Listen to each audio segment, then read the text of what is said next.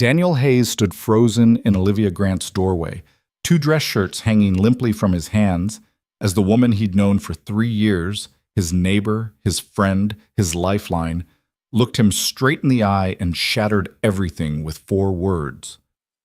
"I'm in love with you." The confession hung between them like smoke, choking the comfortable air they'd always shared. In 2 hours, he had a first date with someone else, someone safe, someone uncomplicated. But now, staring at Olivia's trembling hands and the vulnerability written across her face, Daniel realized he'd been blind to what had been growing right next door all along. Before we begin, if you're enjoying this story, please hit that like button and drop a comment telling me what city you're watching from. I love seeing how far these stories travel. Now, let's dive in. The Friday afternoon sun cast long shadows across the modest suburban street outside Denver as Daniel Hayes pulled his truck into the driveway. His work boots hit the pavement with their familiar thud, and he grabbed his toolbox from the bed, shoulders aching from a long day of rewiring an office building downtown. Electrical work paid the bills, but it didn't make Fridays any less exhausting. Dad, you're home!" 6-year-old Mason burst through the front door before Daniel even reached the porch steps, his Spider-Man backpack bouncing against his small frame. "Hey, buddy!" Daniel caught his son in a one-armed hug, setting down the toolbox. "How was school?" "We made volcanoes. Mine exploded the biggest." Mason's eyes shone with pride. "Mrs. Peterson said it was specially good." "Especially good," Daniel corrected gently, ruffling his son's dark hair. "That's awesome, Mace. You'll have to show me pictures." They walked inside together, and Daniel took in the familiar scene. Toys scattered across the living room floor, breakfast dishes still in the sink from their rushed morning, a basket of unfolded laundry on the couch. The house was lived in, warm, and perpetually just shy of organized. 3 years of single parenting had taught Daniel that perfection wasn't the goal. Survival was. "Can we have pizza tonight?" Mason asked, already knowing the answer. "Not tonight, bud, remember? Mrs. Chen is coming over to stay with you." Mason's face fell. "Oh yeah, your date thing." Daniel winced at the disappointment in his son's voice. "It's just dinner, Maze. I'll be home before bedtime, I promise." "Is she nice? The lady you're going to see?" "I think so. I hope so." Daniel headed to the kitchen, pulling out ingredients for a quick meal. "Her name is Emily. We met at that coffee shop near your school, remember? The one with the good muffins." Mason climbed onto a kitchen stool, watching his father work. "Do you like her more than Miss Olivia?" The question caught Daniel off guard. He paused mid-reach for the pasta pot. That's different, buddy. Miss Olivia is our neighbor, our friend. But she makes you smile. Like, a lot." Out of the mouths of babes, Daniel thought, feeling heat creep up his neck. "Miss Olivia is really nice to both of us. Yeah. But this is different. This is a date." "Oh."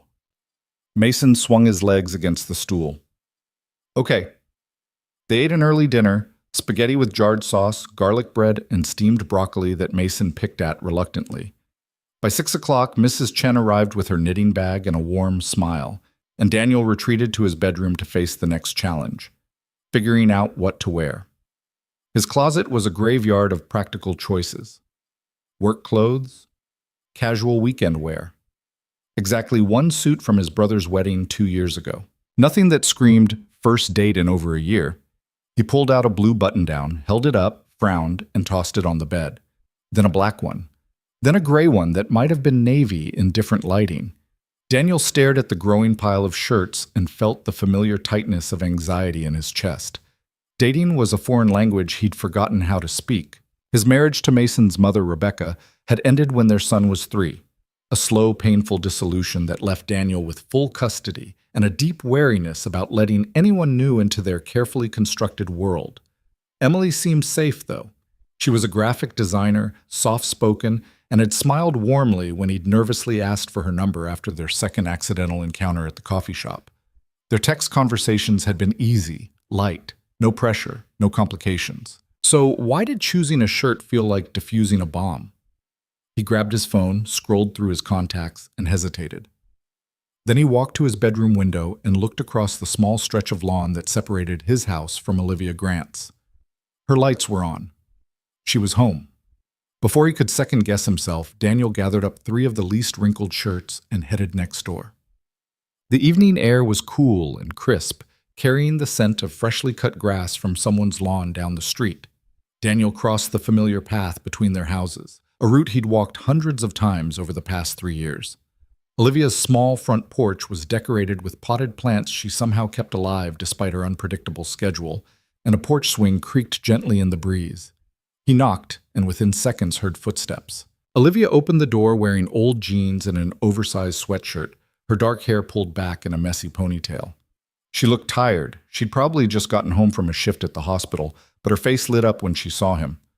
"Hey, stranger, what's with the fashion show?" She nodded at the shirts draped over his arm. "I need help," Daniel admitted, feeling foolish. I have this thing tonight, dinner, with someone, and I have no idea what I'm doing." Something flickered across Olivia's expression, so quick he almost missed it, but she stepped back and gestured him inside. "Come on in, let's see what we're working with." Her house was the opposite of his, neat, organized, with soft lighting and framed photographs on the walls.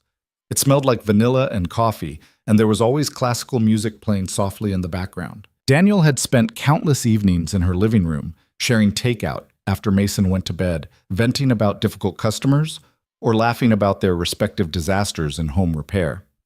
She was his neighbor, his friend. The person who brought soup when Mason had the flu, who didn't mind being called at midnight when Daniel's water heater burst, who kept an emergency key to his house and never made him feel like a burden. "Okay, show me what you've got." Olivia settled onto her couch, tucking her legs under her. Daniel held up the first shirt, the blue one. "Too formal?" "Maybe. Who's the lucky lady?" "Her name's Emily. We've been talking for a few weeks." He switched to the black shirt. "This one?" "Depends. Where are you taking her?" "That Italian place on Maple Street, Giovanni's?" Olivia nodded slowly. "Nice choice. Not too fancy, not too casual." She studied the shirts more carefully, and Daniel found himself watching her face. She looked different tonight, distant somehow, like she was working hard to maintain the easy comfort they usually shared. "The white one," she said finally, pointing to the third shirt. "It's classic, safe but not boring. Roll up the sleeves a little, makes it more relaxed." "You sure?" "Positive." But she didn't smile when she said it. Daniel draped the other shirts over the back of a chair and sat down across from her. The silence that followed felt heavier than usual. Olivia was staring at her hands, her fingers twisting together in her lap. "You okay?" he asked. She looked up, and there was something in her eyes that made his stomach drop. "Daniel, I need to tell you something." "Okay." She took a breath, then another. Her composure was cracking, and Daniel felt his heart rate accelerate. In 3 years, he'd seen Olivia handle emergency room chaos, family drama, a broken engagement that had nearly destroyed her. She was the steady one, the calm one. "This is harder than I thought it would be," she said, her voice barely above a whisper. "Liv, you're scaring me. What's going on?" She stood abruptly, walking to the window, putting distance between them. When she spoke again, her voice was strained. "I wasn't going to say anything. I convinced myself I could just keep it to myself. Be a good friend. Be supportive." "Supportive of what?" "Of you. Going on dates, moving on, finding someone." "Oh." She turned to face him, and there were tears in her eyes. "But standing here, helping you pick out a shirt to impress another woman, I can't do it, Daniel. I can't keep pretending." Daniel stood slowly, his mind racing. "Pretending what?" "That I don't feel this way. That I haven't felt this way for months, maybe longer." Her voice cracked. "I'm in love with you, Daniel." The words hit him like a physical blow. He actually took a step back, his mouth opening but no sound coming out. The room seemed to tilt. "I know," Olivia continued, words spilling out now like a dam had broken. "I know this is terrible timing. I know you have a date in 2 hours. I know we're friends, and I'm probably ruining everything by saying this, but I can't watch you get dressed up for someone else and not tell you the truth." "Olivia, I see you, Daniel, every day. I see how hard you work, how much you love Mason, how you fix things for everyone else but never ask for help. I see the way you laugh at stupid jokes, The way you check on me when I've had a rough shift. The way you always remember to water my plants when I'm working doubles, even though you pretend to forget. She was crying now, tears streaming down her face. And I thought if I just stayed quiet, maybe you'd eventually see me too. Really see me. Not as the convenient neighbor or the backup babysitter or the friend who's always there, but as someone who could be more. Daniel felt like he was drowning. His chest was tight, his hands were shaking, and he couldn't process what was happening. Olivia, steady, reliable, comfortable Olivia, was in love with him? I don't know what to say, he managed. You don't have to say anything. She wiped at her eyes, trying to regain composure. Go on your date. Emily sounds nice. I'm sure she's perfect for you. I just needed you to know. I could not tell you. I have to go, Daniel heard himself say, even though his feet weren't moving. I need to. I know. Go. It's fine. But her face said it wasn't fine. Nothing about this was fine. Daniel grabbed the white shirt from the chair, his movements mechanical. He walked to the door, stopped, turned back. Olivia was still standing by the window, arms wrapped around herself, looking smaller than he'd ever seen her. Liv, please don't, she whispered. Just go. We'll talk later. Or not. Whatever you need. He left. Walked back across the lawn in a daze, let himself into his house where Mrs. Chen was reading Mason a story, went to his bedroom, closed the door, and stood there, holding the white shirt, replaying every moment of the last 3 years. The drive to Giovanni's passed in a blur. Daniel's hands gripped the steering wheel, his mind replaying Olivia's confession on an endless loop. I'm in love with you, Daniel. He changed into the white shirt, rolled up the sleeves like she'd suggested, fixed his hair, splashed on cologne, gone through all the motions of preparing for a date while his brain short-circuited. Emily was already there when he arrived, seated at a corner table, looking pretty in a green dress. She smiled and waved, and Daniel felt a wave of guilt so intense he almost turned around and left. Hi! Emily stood to greet him, and they exchanged an awkward half-hug. You look nice. Thanks. So do you. The words came automatically, his customer service voice activating even as his thoughts remained next door. They sat. A waiter appeared with menus and water. Emily started talking about her day, something about a difficult client and a logo redesign, and Daniel nodded at appropriate intervals, smiled when it seemed right, but he wasn't really there. He was in Olivia's living room, watching her fall apart, seeing tears in the eyes of someone who never cried, hearing her voice break as she admitted feelings he'd been completely blind to. Daniel, did you hear me? He blinked. Emily was looking at him with concern. Sorry, what? I asked if you'd decided what to order. He looked down at the menu he hadn't actually read. Oh, the chicken parmigiana sounds good. You sure you're okay? You seem distracted. Yeah, I'm fine. Just a long day at work. The lie tasted bitter. Dinner progressed in painful increments. Emily was lovely, kind, interesting, easy to talk to. Under any other circumstances, Daniel would have been pleased with how the date was going. She laughed at his stories about Mason, shared her own experiences as an aunt to 3 nephews, and there were moments where he could almost forget the bomb that had exploded an hour before. But then she'd ask him a question, and he'd have to ask her to repeat it. Or she'd touch his hand across the table, and he'd feel wrong, like he was betraying something he didn't even understand yet. Tell me about your neighborhood, Emily said over dessert.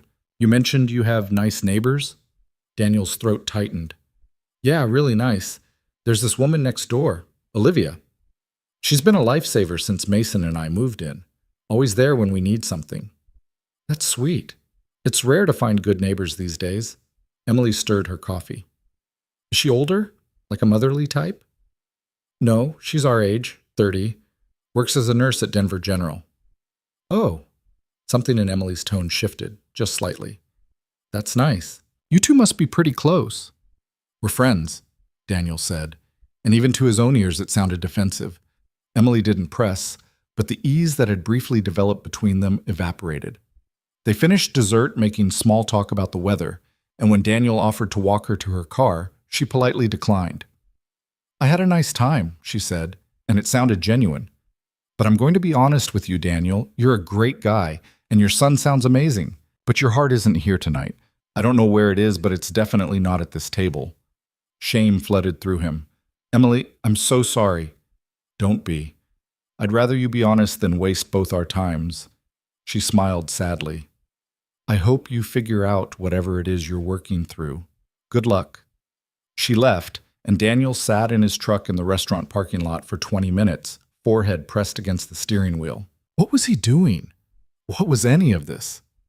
He thought about Olivia's tears, about Mason's innocent observation that Miss Olivia made him smile, about 3 years of comfortable friendship that he'd apparently been too stupid to recognize as something more. Or had it been something more? He genuinely didn't know. Olivia was woven into the fabric of his daily life so completely that he couldn't remember what normal looked like without her. She was the person he thought about when something funny happened at work, the first number he called in an emergency, the face he looked for when he pulled into his driveway at the end of a long day. Was that love? Or was it just convenience and proximity? His phone buzzed, a text from Mrs. Chen. Mason's in bed. All good here, take your time. Daniel didn't want to take his time. He wanted to go home, check on his son, and figure out how to make sense of the earthquake that had split his world in two. The house was quiet when he got back, just past 9:30. Mrs. Chen gathered her things, asked politely about the date. It was fine, thanks, and left with her usual reminder to call if he needed anything. Daniel locked the door behind her and stood in the silent living room. Through the window, he could see Olivia's house. The lights were still on downstairs. He shouldn't go over there, not tonight. She'd asked him to leave, to give her space. The smart thing would be to sleep on it, process his feelings, approach the situation with a clear head in the morning. But Daniel had never been particularly good at doing the smart thing when his emotions were involved. He walked to Mason's room first, pushing open the door quietly. His son was sprawled across his bed in his favorite dinosaur pajamas, one arm hanging off the side, completely at peace. Daniel pulled the blanket up over him, kissed his forehead, and felt his chest tighten with overwhelming love. Everything he did was for this kid. Every decision, every sacrifice, every moment of caution. Mason's well-being came first, always. Which meant he couldn't just rush into something with Olivia if there was even a something to rush into. He couldn't risk Mason getting attached to someone new only to have it fall apart. Couldn't risk losing Olivia's presence in their lives if a relationship didn't work out. Couldn't risk any of it. But he also couldn't ignore what she'd said. Couldn't pretend he hadn't seen the pain in her eyes or felt the shift in the air between them. Daniel returned to the living room and sank onto the couch, head in his hands. His phone sat on the coffee table, silent. No texts from Olivia, no missed calls, nothing. The absence felt louder than any words could have been. He picked up the phone, typed out a message. "We need to talk," then deleted it. Too ominous. "Are you okay?" Delete. Stupid question. "I'm sorry for how I left," delete. Not enough.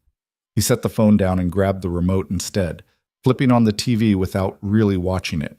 Some late-night talk show flickered across the screen, the host's laughter canned and distant.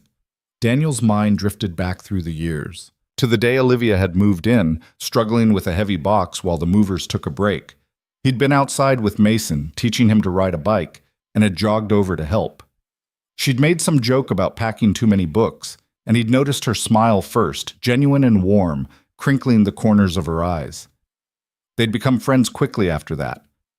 She worked night shifts often, and he kept early hours, so they developed a rhythm of looking out for each other. She'd bring over coffee on mornings when she was getting home as he was leaving for work. He'd shovel her walkway when it snowed. Small kindnesses that added up to something substantial.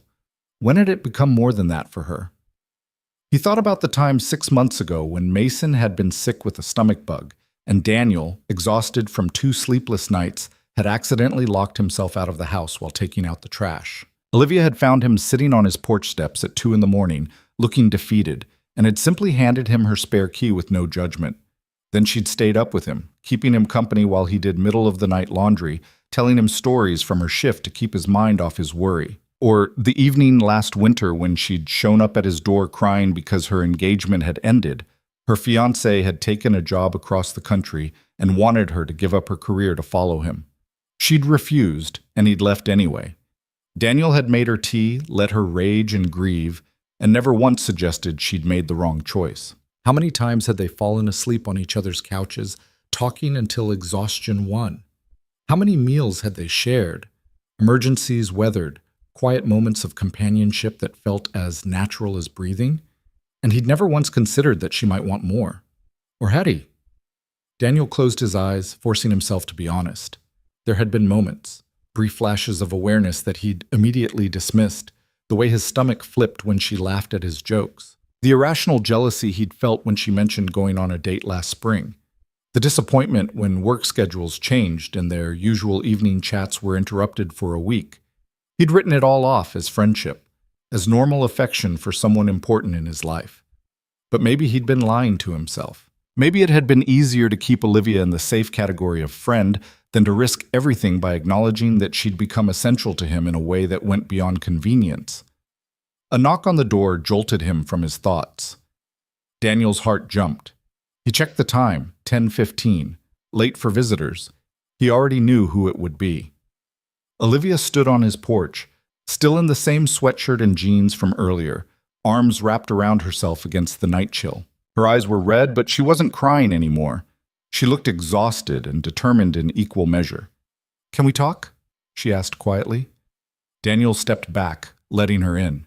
They stood in the entryway, maintaining careful distance, and the air between them crackled with everything unsaid. "I shouldn't have done that," Olivia said first. "Dropped that on you right before your date. That was selfish." "No, it wasn't. Let me finish." She took a shaky breath. "I've been carrying this for so long and I thought I could keep it together. But seeing you getting ready to go out with someone else, asking me for help like we were just buddies discussing your love life, something broke, and I unloaded on you unfairly."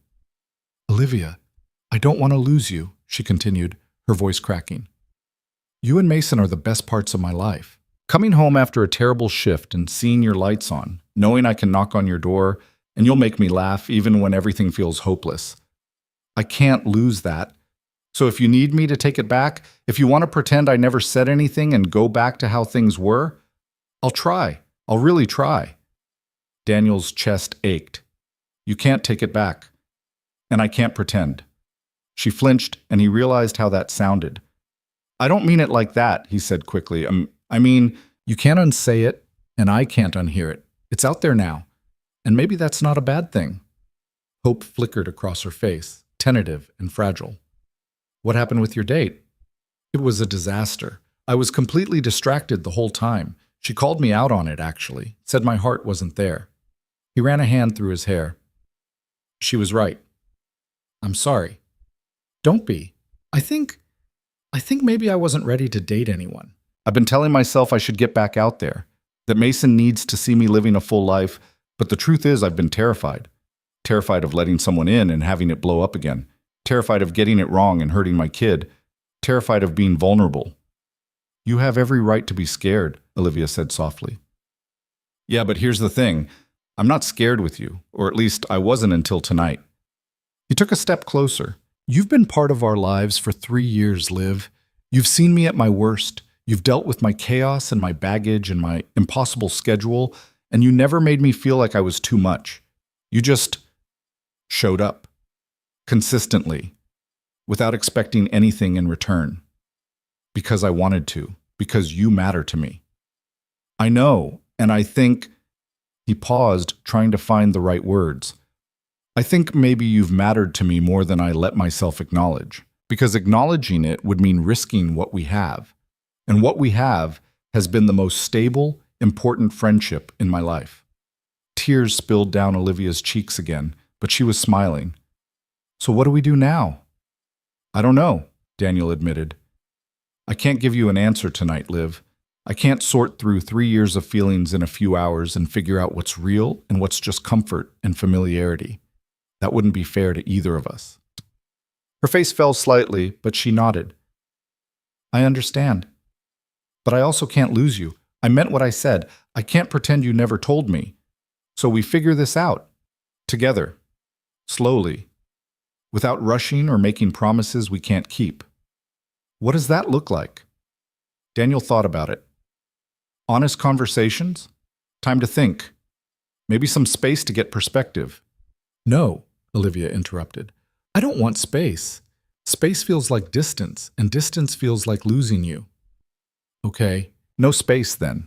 Just honesty about what we're feeling, what we're afraid of, what we need. I can do that. She wiped at her eyes. Can I ask you something? Anything. Do you think you could ever feel the same way?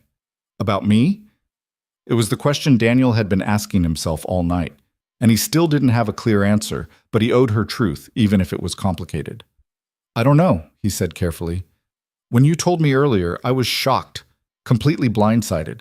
But as I sat through that awful date and drove home and thought about the last 3 years, I realized that my life doesn't make sense without you in it. I don't know if that's love or dependence or just really deep friendship, but I know that when I picture my future, you're in it. You and Mason and me. That has to mean something. Olivia stepped forward and wrapped her arms around him. The hug was tight, desperate, full of relief and fear and tentative hope. Daniel held her back, his chin resting on top of her head, breathing in the familiar vanilla scent of her shampoo. We're going to figure this out, he murmured. Promise? Promise. They stood like that for a long moment, and when they finally pulled apart, something had shifted. Not resolved, not fixed, but acknowledged. The foundation of their friendship had cracked open, revealing something deeper and more uncertain underneath. Olivia left a few minutes later after making Daniel promise to text her in the morning. He watched her cross the lawn back to her house, saw her turn at her door to wave before going inside. Then he closed his own door, locked it, and leaned against it, exhaling slowly. His phone buzzed. A text from Olivia. Thank you for not running away. He smiled despite himself and typed back, Thank you for being brave enough to tell me another buzz. Good night, Daniel. Good night, Liv.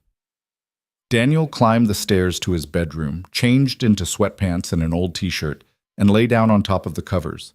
Sleep felt impossible, his mind too wired, too full of questions and possibilities and fears. But beneath all the uncertainty, there was something else, something that felt almost like relief. The secret was out. The truth was spoken. And whatever happened next, at least they'd face it together, with honesty instead of silence. Through his window, he could see Olivia's bedroom light click off. He wondered if she was lying awake too, replaying their conversation, hoping she hadn't made a terrible mistake. Daniel grabbed his phone one more time and sent another text. I'm glad you told me. Really glad. The response came quickly. Me too. Sleep well. He set the phone on his nightstand, closed his eyes, and tried to quiet his racing thoughts. Somewhere between anxiety and hope, exhaustion finally won, and Daniel drifted into an uneasy sleep where all his dreams were filled with vanilla and coffee, tears and laughter, and a woman next door who'd been right there all along. Morning light filtered through the curtains, waking Daniel earlier than his alarm. He lay still for a moment, staring at the ceiling, feeling the weight of last night settle over him like a heavy blanket. For a brief, disoriented second, he wondered if he'd dreamed the entire thing. Then his phone buzzed on the nightstand, and reality crashed back in. A text from Olivia. Morning, I'm working a double today. See you tomorrow? His fingers hovered over the keyboard. Everything felt loaded now, even simple responses. Finally, he typed, Yeah, be safe. 3 dots appeared, then disappeared. Then appeared again. Finally, you too. Daniel set the phone down and rubbed his face. Saturday stretched ahead of him, usually his favorite day, full of simple routines with Mason. But today, everything felt different, heavier, more complicated. Dad! Mason's voice carried down the hallway, followed by the thunder of small feet. Dad, can we make pancakes? Daniel smiled despite the knot in his stomach. At least some things stayed constant. Yeah, buddy. Let me get dressed first. 20 minutes later, they stood side by side in the kitchen, Mason perched on a step stool helping measure flour while Daniel mixed the batter. Saturday morning pancakes were their tradition, had been since Rebecca left, and Daniel realized he needed to create new rituals to fill the holes her absence had left. Can we put chocolate chips in them? Mason asked, already reaching for the bag in the pantry. Just a few. Don't want you bouncing off the walls all day. Where are we going today? Can we go to the park or the science museum? Tommy said they have a new dinosaur exhibit. Daniel flipped a pancake, watching it sizzle. We could do the park. Get some fresh air. Is Miss Olivia coming? The question hit harder than it should have. Daniel kept his voice casual. Not today. She's working. She works a lot, Mason observed, sprinkling chocolate chips onto the next pancake with enthusiasm. Like more than you. Yeah, she does. Nurses work really hard. When's she coming over again? She promised to show me how to make those paper cranes, the folding kind. Origami. And I don't know, bud. Soon, probably. Daniel slid the finished pancakes onto a plate, his mind elsewhere. How many times had Olivia been woven into their weekend plans? How many Saturday mornings had she appeared at the door with coffee and pastries, joining them for breakfast before collapsing into a nap after her night shift? How many park visits and movie nights and casual dinners had become a party of 3 instead of 2? Too many to count. Too many to untangle her presence from their lives without leaving gaping wounds. They ate at the kitchen table, Mason chattering about school and friends and the injustice of bedtimes, while Daniel made appropriate sounds of agreement. Through the window, he could see Olivia's car was already gone. She must have left for her shift before dawn. The house looked empty, almost sad in the morning light. Dad? You're not listening. Daniel blinked, refocusing on his son. Sorry, Mace, what did you say? I asked if we could invite Miss Olivia to my birthday party. It's only 3 weeks away, and you said I could pick who comes. 3 weeks. Mason's 7th birthday. They'd already reserved the local bowling alley, sent invitations to his classmates. Olivia had helped Mason write them out, her neat handwriting addressing envelopes while Mason drew dinosaurs on the cards. Of course she's invited, Daniel said. She wouldn't miss it. Good, because she's my friend too. Mason stabbed another piece of pancake. She's our friend, like part of our family, kind of. The words hit Daniel squarely in the chest. Out of the mouths of babes, he thought again. Mason, with his 6-year-old wisdom, had articulated what Daniel had been dancing around for years. Olivia wasn't just the neighbor. She was family, or something close enough that the distinction didn't matter. And that made everything so much more complicated. After breakfast, they drove to the park. It was a beautiful October morning, the trees just beginning to turn gold and orange, the air crisp but not cold. Mason ran straight for the playground, scaling the climbing structure with the fearless confidence of childhood, while Daniel settled onto a bench nearby, keeping watch. His phone buzzed. A text from his brother, Marcus. How'd the big date go? Daniel had made the mistake of mentioning Emily to his brother earlier in the week. Now he had to face the explanation. Didn't work out. Marcus? Bummer. She seemed nice from what you said. She was, just not the right fit, Marcus. There'll be others. You're a catch, man. Don't let one bad date discourage you. Daniel stared at the message, unsure how to respond. The problem wasn't the date. The problem was that he'd spent the entire evening thinking about someone else, someone who'd been there all along, patiently waiting for him to wake up and see what was right in front of him. Actually, something else came up. Can I call you later? Marcus. Everything okay? Yeah, just complicated, Marcus. Complicated how? Is Mason all right? Mason's fine. It's personal stuff. I'll explain when we talk. There was a pause, then, this about Olivia? Daniel's stomach dropped. What? Why would you think that? Marcus. Because every time we talk, you mention her at least 5 times. And you get this tone in your voice, like she's the only good thing happening in your life. That's not... He stopped typing. Was that true? Did he talk about Olivia that much? Marcus. Look, I'm not judging, but if something's happening there, maybe it's not a bad thing. Just saying, Daniel pocketed his phone without responding. His head was starting to hurt. Dad, watch this! Mason was hanging upside down from the monkey bars, grinning with wild pride. I see you. Be careful. I'm always careful. A woman sitting on the bench nearby laughed softly. They say that right before they fall and give us heart attacks. Daniel smiled politely. She looked familiar, probably another parent from Mason's school. He'd gotten used to the casual playground small talk over the years, the temporary community of adults supervising children. How old's yours? She asked, nodding toward Mason.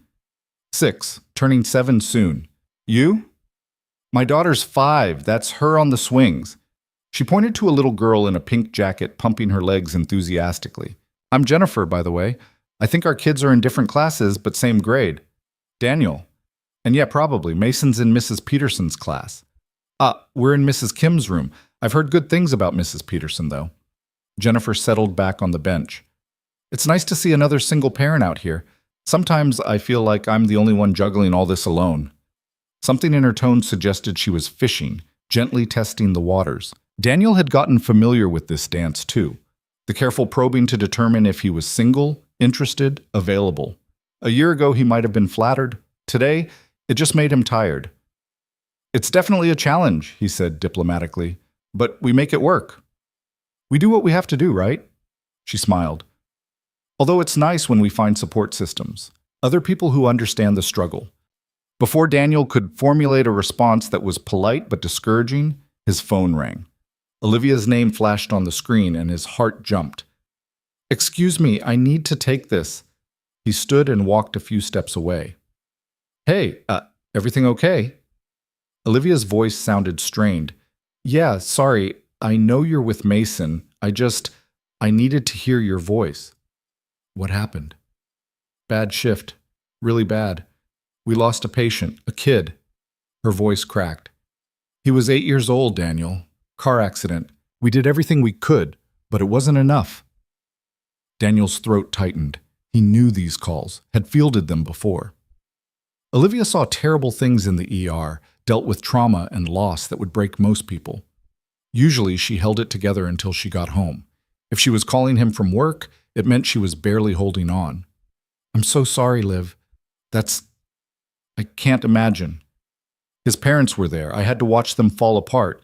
Had to see the exact moment they realized their son was gone. She was crying now, trying to muffle it. And all I could think about was Mason, about how precious he is, about how fast things can change. Where are you right now? Supply closet in the basement. I know it's pathetic, but I couldn't let anyone see me lose it. It's not pathetic. You're human. Daniel glanced back at the playground where Mason was now playing tag with Jennifer's daughter. Do you have more hours left on your shift? 4 more. I can make it. I just needed to call you. I'm glad you did. You want me to stay on the line for a bit? No, you're with Mason. I'll be okay. She took a shaky breath. Can I come over tonight? After my shift? I know it's late and you'll probably be asleep, but I don't want to go home to an empty house. Come over, Daniel said immediately. I don't care what time it is. I'll leave the porch light on. You have the spare key. Thank you. Relief flooded her voice. Thank you, Daniel. Always. You know that. After they hung up, Daniel stood for a moment, phone in hand, staring at nothing. The conversation with Jennifer seemed trivial now, almost absurd. Here was someone trying to flirt with him while the woman he couldn't stop thinking about was falling apart at work, needing him in a way that went beyond casual friendship. He returned to the bench. Jennifer looked up expectantly. Sorry about that. Work emergency. No problem. Everything okay? Yeah, all good. He kept his tone friendly but distant, and Jennifer seemed to pick up on the shift. They made polite small talk for a few more minutes before she gathered her daughter and left with a casual, "Maybe we'll see you around." Daniel nodded non-committally and turned his attention back to Mason, who had found a stick and was now engaged in an elaborate imaginary battle with an invisible dragon. The day passed slowly. They got ice cream, visited the library, came home and built an elaborate Lego castle that took up half the living room floor. Normal Saturday things. But Daniel's mind kept drifting to Olivia, wondering how she was holding up, counting down the hours until her shift ended, planning what he'd say when she showed up at his door in the middle of the night. By 8 o'clock, Mason was in his pajamas, teeth brushed, climbing into bed with his favorite stuffed elephant. "Did you have fun today, buddy?" Daniel asked, tucking the blankets around him. "Yeah, but it would have been more fun if Miss Olivia came too. She's better at the swings than you." Daniel laughed. "She is, isn't she? Is she okay? She seemed sad yesterday when you went to ask about your shirt." The observation surprised him. "What made you think she was sad?" Mason shrugged. "I don't know. She just looked different when you left.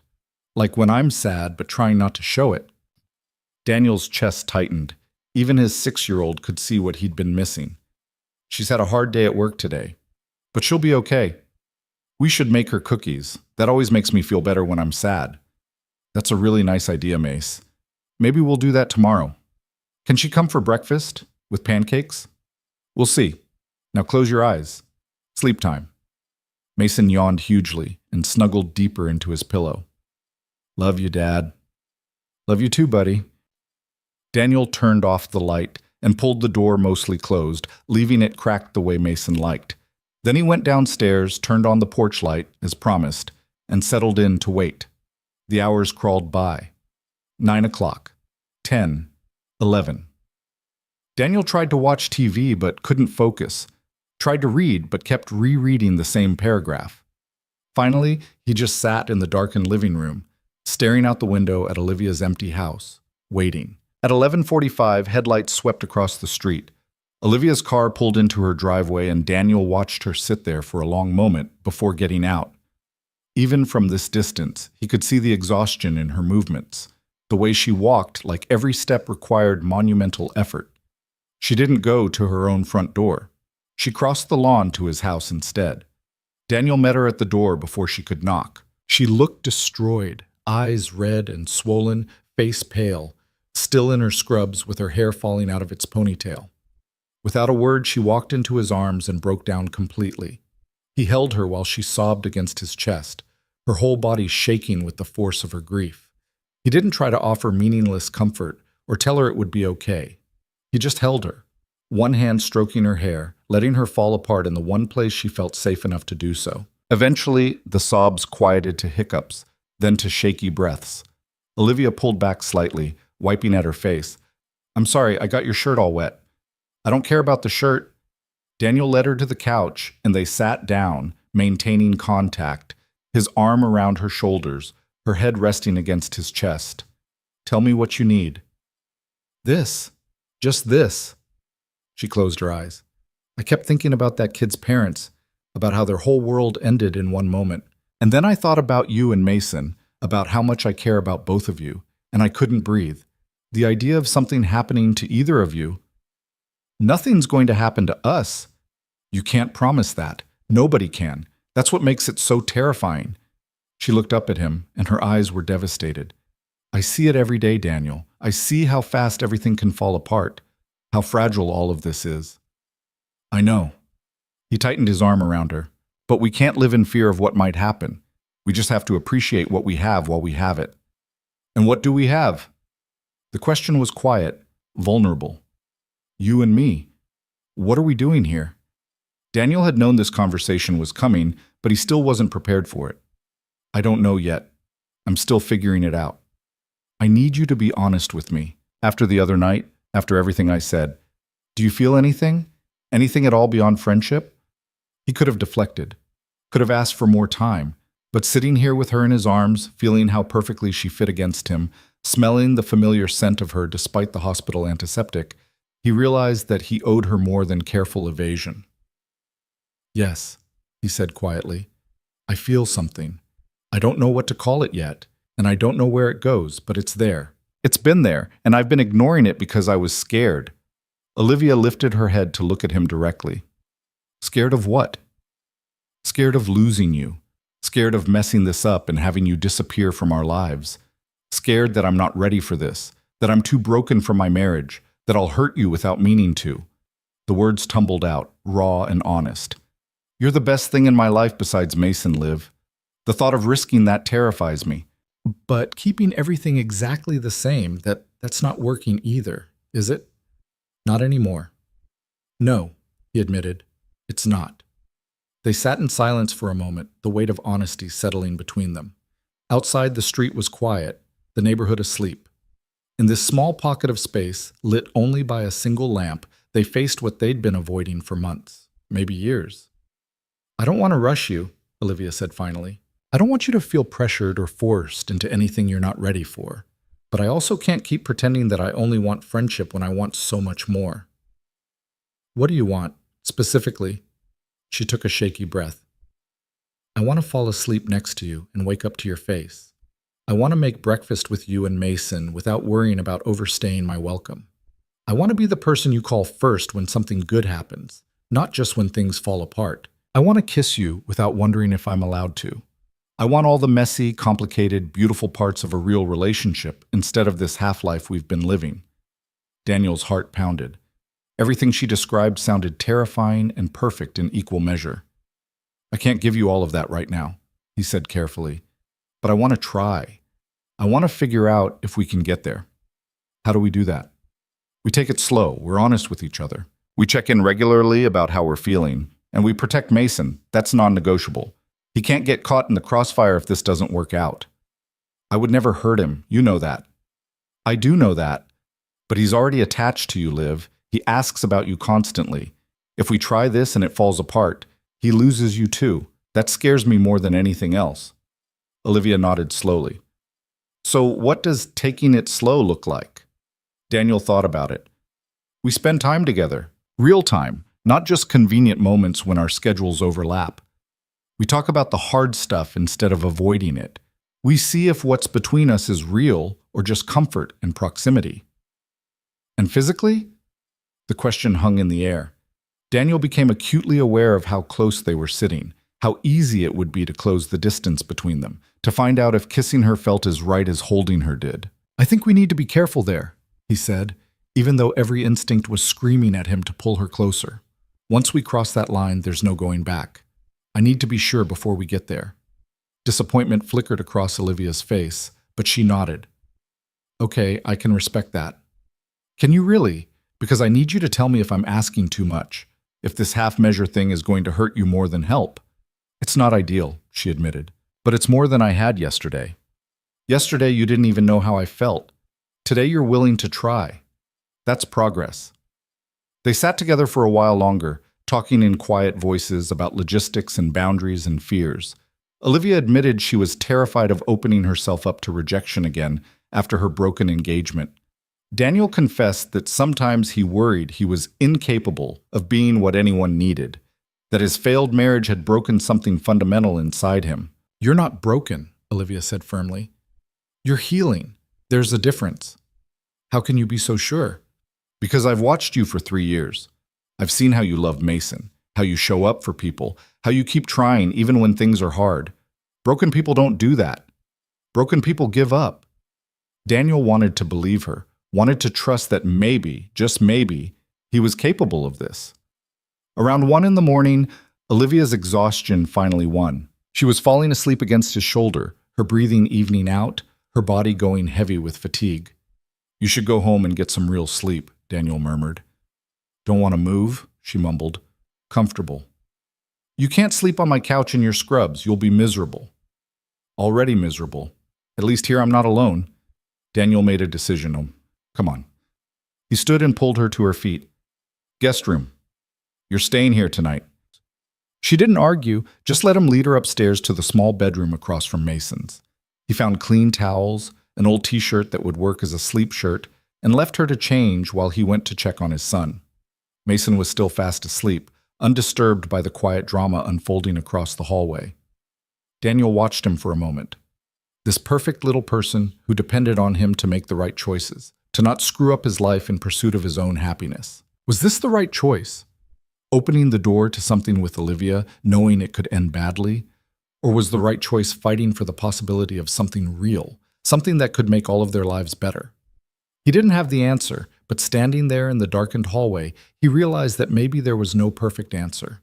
Maybe there was only the messy, uncertain business of trying and hoping it worked out. When he returned to the guest room, Olivia was already in bed, wearing his t-shirt and looking impossibly small and vulnerable. She'd washed her face, pulled her hair back, and the raw grief from earlier had softened into simple exhaustion. Thank you, she said quietly, for letting me stay. For everything. Always. Daniel paused in the doorway, suddenly awkward. Do you need anything else? Just one thing. She looked at him with those dark eyes that saw too much. Can you tell me this is real? That I'm not imagining that you might feel something for me too? He crossed the room and sat on the edge of the bed. Then, moving slowly enough that she could stop him if she wanted, he reached out and cupped her face in his hand. Her skin was soft, warm, and she leaned into his touch like she'd been waiting for it forever. It's real, he said. I don't know what it is yet, or where it's going, But it's real. You're not imagining it.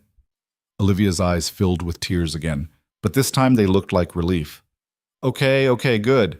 Daniel leaned forward and pressed a kiss to her forehead, gentle, chaste, but loaded with promise. Get some sleep. We'll talk more tomorrow. Daniel? Yeah? I'm not going anywhere. No matter how long you need to figure this out, I'm not giving up on us. The certainty in her voice broke something open in his chest. I don't deserve you. That's the grief and exhaustion talking. You deserve good things, Daniel. You just need to let yourself believe it. He squeezed her hand once more, then left, pulling the door mostly closed behind him. In his own room, he lay awake for a long time, staring at the ceiling, processing everything that had happened in the span of 48 hours. 2 days ago, his life had been simple, predictable, safe. Now it was complicated and uncertain and terrifying. But underneath the fear there was something else, something that felt almost like hope. His phone buzzed on the nightstand, a text from Olivia. Thank you for not running away from me.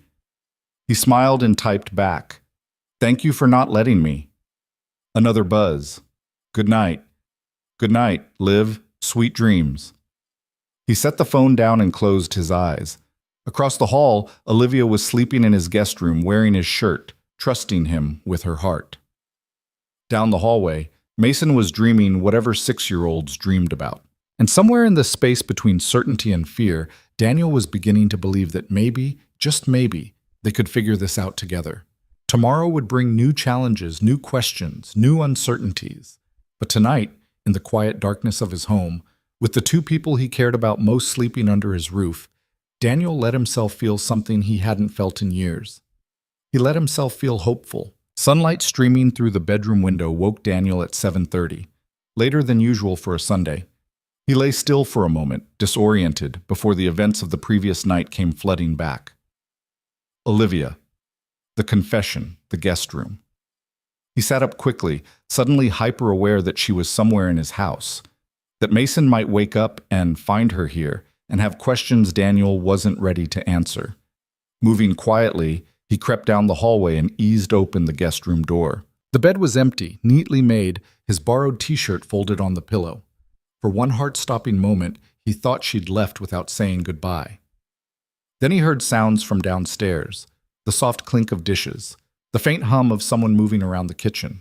Daniel pulled on a sweatshirt and headed down, finding Olivia standing at his stove in yesterday's scrubs, her hair pulled into a messy bun, flipping pancakes with the practiced ease of someone who'd cooked in this kitchen many times before. "You're making breakfast," he said, stating the obvious. She turned, and her smile was tentative but genuine. "Hope that's okay. I couldn't sleep anymore, and I figured Mason would want pancakes when he wakes up. It's Sunday, right?" "Right. Yeah." Daniel crossed to the coffee maker, poured 2 cups, handed her one. Their fingers brushed in the exchange, and the touch sent electricity up his arm. "How are you feeling? After last night?" "Exhausted, sad, but better than I was." She turned back to the stove. "Thank you for letting me crash here. I don't think I could have handled being alone." "You never have to handle things alone. You know that." "I'm starting to." She slid a perfectly golden pancake onto the growing stack. "I've been thinking about what you said. About taking things slow, being careful. I want you to know I meant what I said. I'm not going anywhere. However long you need, whatever pace works for you, I can do that." Daniel leaned against the counter, watching her cook, trying to reconcile this moment with all the other times she'd stood in his kitchen making breakfast. It looked the same, felt the same, except everything had shifted, and he couldn't unsee it now. Couldn't pretend he didn't notice the curve of her neck, the way morning light caught in her hair, the grace in her movements that he'd somehow never fully appreciated before. "What are you thinking?" Olivia asked, glancing over her shoulder. "That I've been an idiot for a really long time." She laughed softly. "Join the club. I've been an idiot too, pretending I was fine with just friendship when I wanted so much more." "Dad? Miss Olivia?" Mason's sleepy voice came from the stairs, and they both turned to see him standing there in his dinosaur pajamas, rubbing his eyes. "Why are you here so early?" Olivia's expression flickered with uncertainty, and Daniel stepped in smoothly. "Miss Olivia had a really long shift at the hospital last night, Bud. She stopped by late and was too tired to drive home safely, so she slept in the guest room. Mason's face lit up. You had a sleepover? Something like that, Olivia said, smiling.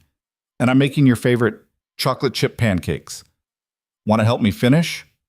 Crisis averted, Mason scrambled onto his step stool and took over chocolate chip duty while Daniel set the table.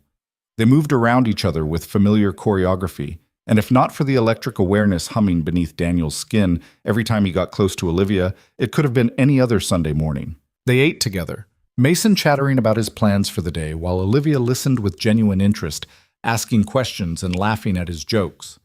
Daniel watched them interact, the easy affection, the natural rhythm, and felt his chest tighten with something he couldn't quite name. After breakfast, Olivia helped clean up, then announced she needed to go home, shower, and sleep for real. Mason gave her a sticky-fingered hug goodbye, making her promise to come back soon for the origami lesson she'd mentioned. I promise, she said, ruffling his hair. Maybe next weekend? Yes, Dad, can she, please? Of course, Daniel said, walking Olivia to the door while Mason ran upstairs to get dressed. On the porch, away from his son's hearing, he lowered his voice. Are you okay? Really? Getting there. Last night helped more than you know. She hesitated, then stood on her toes and pressed a quick kiss to his cheek. Thank you for being you. Before he could respond, she was gone, crossing the lawn to her own house, and Daniel stood on his porch, touching the spot where her lips had been, feeling like a teenager with his first crush. The next week passed in a strange new rhythm. Olivia worked several shifts, and when she wasn't at the hospital, she and Daniel found excuses to see each other. She'd stop by with coffee in the morning before he left for work. He'd text her funny stories from job sites throughout the day. They'd sit on her porch after Mason went to bed, talking about everything and nothing, slowly peeling back layers they'd never explored before. They learned things about each other they'd somehow never discussed. Daniel discovered that Olivia had wanted to be a surgeon, but chose emergency medicine because she couldn't handle the idea of losing patients on an operating table. She needed the immediate action of the ER, the chance to fight death in real time. Olivia learned that Daniel had almost become a teacher before electrical work, that he still sometimes dreamed about what that life might have looked like. Why didn't you? She asked one evening, sitting on her porch swing while he occupied the top step. Rebecca got pregnant with Mason right after we got married. We needed stable income fast, and my uncle ran an electrical company. It made sense at the time. He picked at a splinter on the step. I don't regret it. The work's good, and it supports us. But sometimes I wonder. You'd have been a great teacher. You're so patient with Mason. Maybe. Or maybe I would have been terrible at it and dodged a bullet. He looked up at her. You ever regret not doing surgery? Every time I lose someone I might have saved if I was more skilled. But then I have a shift where everything clicks, where I bring someone back from the edge, and I remember why I chose this. She pulled her knees up to her chest. We all make choices, right? The best we can with the information we have. Is that what we're doing now? Making choices? I hope so. Her eyes met his. Good ones, ideally. They were careful around Mason, maintaining the appearance of normal friendship. But Daniel caught his son watching them sometimes with a puzzled expression, like he sensed something had changed but couldn't quite identify what. On Thursday evening, Daniel was helping Mason with homework when his phone rang. Rebecca's name flashed on the screen, and his stomach clenched the way it always did when his ex-wife called. Hey, he answered, walking into the kitchen for privacy. Hi, Daniel. How's Mason? He's good. Doing homework right now. You want to talk to him? Actually, I wanted to talk to you first. Rebecca's voice had that careful quality that meant bad news was coming. I got the promotion, the one I mentioned last month. Daniel's grip tightened on the phone. Rebecca had moved to Seattle 2 years ago for a job opportunity, visiting Mason during holidays and summers, but otherwise staying distant. The promotion she'd mentioned would mean even less time, more responsibility. That's great. Congratulations. Thanks, but it comes with a lot of travel. I'm going to be in Europe for 6 weeks starting next month, and then there's a project in Singapore after that. Okay, so you'll miss Thanksgiving? And probably Christmas too. I'm so sorry, Daniel. I know this isn't ideal. It's never ideal, Rebecca. He kept his voice level, aware that Mason could potentially hear. But it's your life, your career. Mason will understand. Will he? He's 7 years old. I'm already the absent parent who disappoints him constantly. Daniel wanted to argue, but he couldn't. She wasn't wrong. He loves you. He'll always love you. But yeah, it's hard for him when you cancel visits or miss important events. There was a long pause. How do you do it? Juggle everything on your own. I can barely manage my own life, and you're handling a full-time job and full-time parenting without breaking a sweat. I'm not on my own, Daniel said before he could stop himself. I have help. Support. Your brother? No. Well, yes, Marcus helps, but I meant Olivia, my neighbor. She's been... He trailed off, unsure how to explain. The one you've mentioned before, the nurse? Yeah. Something in his tone must have given him away because Rebecca laughed, not unkindly. You're dating her. No, maybe. It's complicated. Daniel Hayes, are you actually letting someone into your life? I'm genuinely shocked. We're taking things slow, he said defensively. I'm being careful for Mason's sake. Hey, I'm not judging. I'm happy for you. Honestly, you deserve good things, even if you don't believe it. She paused. Is she good with Mason? She's great with him. He adores her. Then maybe she's exactly what you both need. Don't overthink it into the ground like you do with everything else. After they hung up, with a promise that Rebecca would call Mason the next day, Daniel stood in the kitchen processing the conversation. His ex-wife thought he should pursue Olivia. His brother thought he should pursue Olivia. His 6-year-old clearly wanted Olivia around constantly. The only person still hesitating was Daniel himself. Friday night, Olivia came over for dinner. She'd brought ingredients for stir-fry, and Mason was perched on his stool, carefully cutting vegetables under her supervision, while Daniel handled the actual cooking. This one's a funny shape, Mason announced, holding up a misshapen piece of bell pepper. Looks perfect to me, Olivia assured him. All the best vegetables are unique. Like me, Dad says I'm unique. You absolutely are. She smiled at Daniel over Mason's head, and the warmth in her expression made his heart stutter. They ate together at the dining table, and the domesticity of it struck Daniel forcefully. This wasn't a special occasion or a planned event. It was just a Friday night, just dinner, just the three of them talking about their day like families did, like they were a family. The thought should have terrified him. Instead, it settled over him like a comfortable blanket. After dinner, they migrated to the living room. Mason convinced Olivia to play his favorite video game, some colorful racing thing that Daniel was terrible at. And the two of them sat on the floor in front of the TV, shoulders touching, shouting encouragement and trash talk at the screen. Daniel watched from the couch, struck by how right this looked, how effortlessly Olivia fit into their lives, filling spaces he hadn't even realized were empty. Mason was laughing so hard he could barely control his character, and Olivia was grinning with pure joy, and Daniel felt something crack open in his chest. He was falling for her. Maybe had already fallen. The realization didn't come with fanfare or dramatic music, just a quiet certainty that settled into his bones. At 8:30, Mason started yawning, and Daniel sent him upstairs to get ready for bed. While his son brushed his teeth, Daniel and Olivia cleaned up the game controllers, their hands brushing as they worked. Thank you for tonight, he said quietly. He loves when you're here. I love being here. She set down the last controller and looked at him directly. With both of you. Olivia is... Dad, I'm ready, Mason called from upstairs. Hold that thought, Daniel said, then headed up to handle bedtime. He read Mason 2 chapters of their current book, answered questions about whether dinosaurs could have learned to drive cars if they hadn't gone extinct, and turned off the light. Dad? Mason's voice was small in the darkness. Yeah, bud. Is Miss Olivia your girlfriend now? Daniel's heart stopped. What makes you ask that? You look at her different, like how Prince Philip looks at Aurora in Sleeping Beauty. All googly, out of the mouths of babes, again. It's complicated, Mace. We're really good friends who are trying to figure out if we could be more than that. Do you want to be more? I think so, yeah. Then you should. She makes you happy, and she makes really good pancakes. Daniel laughed despite himself. Those are both excellent points. If she was your girlfriend, would she come over more? Like, all the time? Maybe. Would that be okay with you? Mason thought about it seriously. Yeah, I like her. She's nice, and she doesn't treat me like a baby, and she knows all about dinosaurs, even though she's a grown-up. Plus, she promised to teach me origami. Those are also excellent points. So you should just ask her. That's what Tommy did with Sarah at school. He asked if she wanted to be his girlfriend, and she said yes, and now they sit together at lunch. Relationships are a little more complicated when you're an adult, buddy.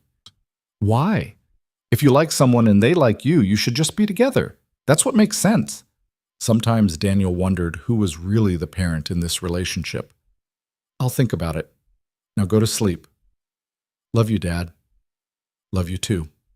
Downstairs, Olivia was still on the couch, scrolling through her phone. She looked up when Daniel appeared, and something in her expression told him she knew this was a significant moment. He asked if you were my girlfriend, Daniel said, sitting down beside her, closer than usual, close enough that their legs touched. What did you tell him? That it's complicated. Is it? Complicated, I mean? She set her phone aside, giving him her full attention. Daniel took a breath. This was it. The moment where he either committed to this thing between them or kept hiding behind his fears. It doesn't have to be. I'm the one making it complicated because I'm scared. Of what? Of everything. Of moving too fast and messing this up. Of moving too slow and losing you. Of Mason getting hurt if this doesn't work. Of not being enough for you because I'm damaged goods with a ton of baggage. The words came out in a rush. You're this incredible person who could have anyone, and I'm a divorced single dad with commitment issues and a house that's perpetually messy, and a life that's already so full there's barely room for myself, let alone someone new. Olivia reached out and took his hand, threading their fingers together. Daniel, look at me. He did. Her eyes were soft, patient, full of something that looked a lot like love. I don't want anyone else, she said firmly. I want you. Messy house, commitment issues, baggage, and all. I want the life you've built, the person you've become, the father you are. I want Sunday morning pancakes and late night talks and being the person Mason asks about dinosaurs. I want all of it. Well, what if I can't give you everything you deserve? What if you already do? She squeezed his hand. You keep talking about what you can't offer, but you don't see what you already give. You make me laugh. You listen when I've had terrible days. You see me, really see me, in a way no one else ever has. You've created this safe, warm space in your life, and you let me into it. That's not nothing, Daniel. That's everything. He wanted to believe her. Wanted to trust that maybe he was enough exactly as he was. I'm falling for you, he admitted, voice rough. I think I've been falling for a while, but I was too scared to admit it. Olivia's breath caught. Yeah? Yeah. And it terrifies me because I don't know how to do this. I don't know how to date someone while being a full-time dad. I don't know how to balance what Mason needs with what we might want. I don't know the rules anymore. So we make our own rules. She shifted closer, and suddenly there were only inches between them. We go at whatever pace feels right. We keep Mason's well-being as the priority. We communicate honestly instead of assuming. We give this a real shot instead of holding back out of fear. What if it doesn't work? What if it does? They stared at each other, the question hanging between them, loaded with possibility. Then Daniel made a decision. He closed the remaining distance and kissed her. It was soft, tentative, a question more than a statement. Olivia made a small sound of surprise, then melted into him, her hand coming up to cup his face. The kiss deepened, and Daniel felt 3 years of pent-up tension and denied attraction pour into this one moment. When they finally pulled apart, both breathing hard, Olivia was smiling with tears in her eyes. "Took you long enough," she whispered. "Sorry, I'm a slow learner." "Worth the wait." She kissed him again, briefer this time, then settled against his side. "So where do we go from here?" "I have no idea. But I think maybe we figure it out together." They sat like that for a while, wrapped up in each other, talking in quiet voices about what this meant, what they wanted, how to navigate the complicated terrain of building a relationship with a child involved. Olivia assured him she had no expectations, no timeline, no demands beyond honesty and effort. Daniel promised to try, really try, to stop sabotaging himself out of fear. Around 11, Olivia reluctantly announced she needed to go home. I have an early shift tomorrow. Plus, if I stay any longer, I'm going to fall asleep on you again. I wouldn't mind, Daniel said, and meant it. She smiled and kissed him once more before standing. He walked her to the door, and on the porch, she turned back. For the record, she said, I'm falling for you too. Have been for months. Maybe longer. That first day we met. When you were moving in and I helped with that box of books. Did you feel anything then? I thought you were attractive and kind, but falling, that took time. She grinned. Around month 6, when you showed up at my door at midnight because you'd locked yourself out and Mason was asleep inside, and you were so panicked and helpless that I couldn't help but find it endearing. That's when I started falling. I was a disaster that night. You were human and real, and so different from anyone I'd ever known. She touched his face gently. Good night, Daniel. Good night, Liv.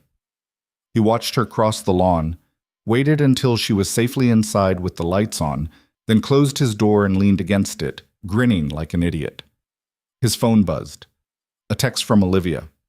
Thank you for taking a chance on us. He typed back, thank you for being patient with me. Another buzz. Always. Sweet dreams. You too.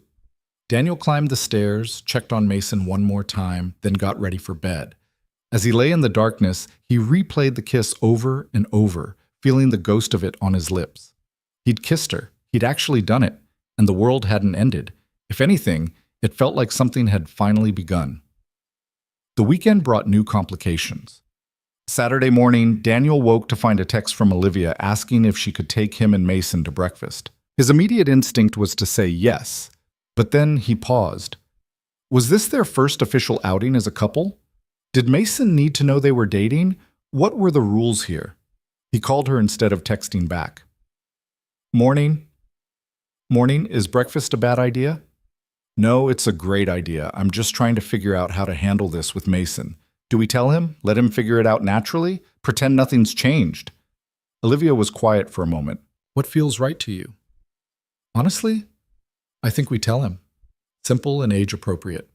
We're dating, we're seeing if we want to be together, but either way, we both love him and nothing about that changes.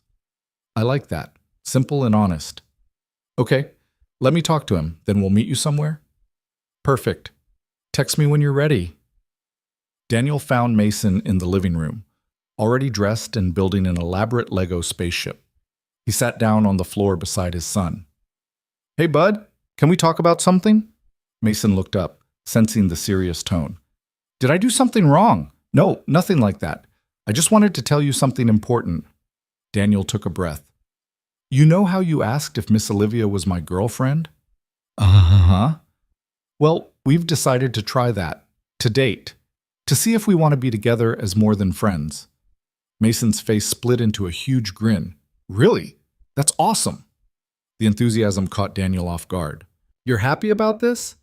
Yeah, Miss Olivia's the best, and you smile way more when she's around. Plus now maybe she'll come over all the time and teach me origami and make pancakes every Sunday.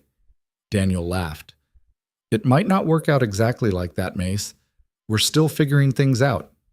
But whatever happens between me and Miss Olivia, she's still going to be your friend. That won't change. Okay, can she come to my birthday party? It's in 2 weeks and I really want her there. Of course she's coming. She already promised, remember? Good. Mason returned his attention to his Lego creation. Can we have breakfast now? I'm hungry.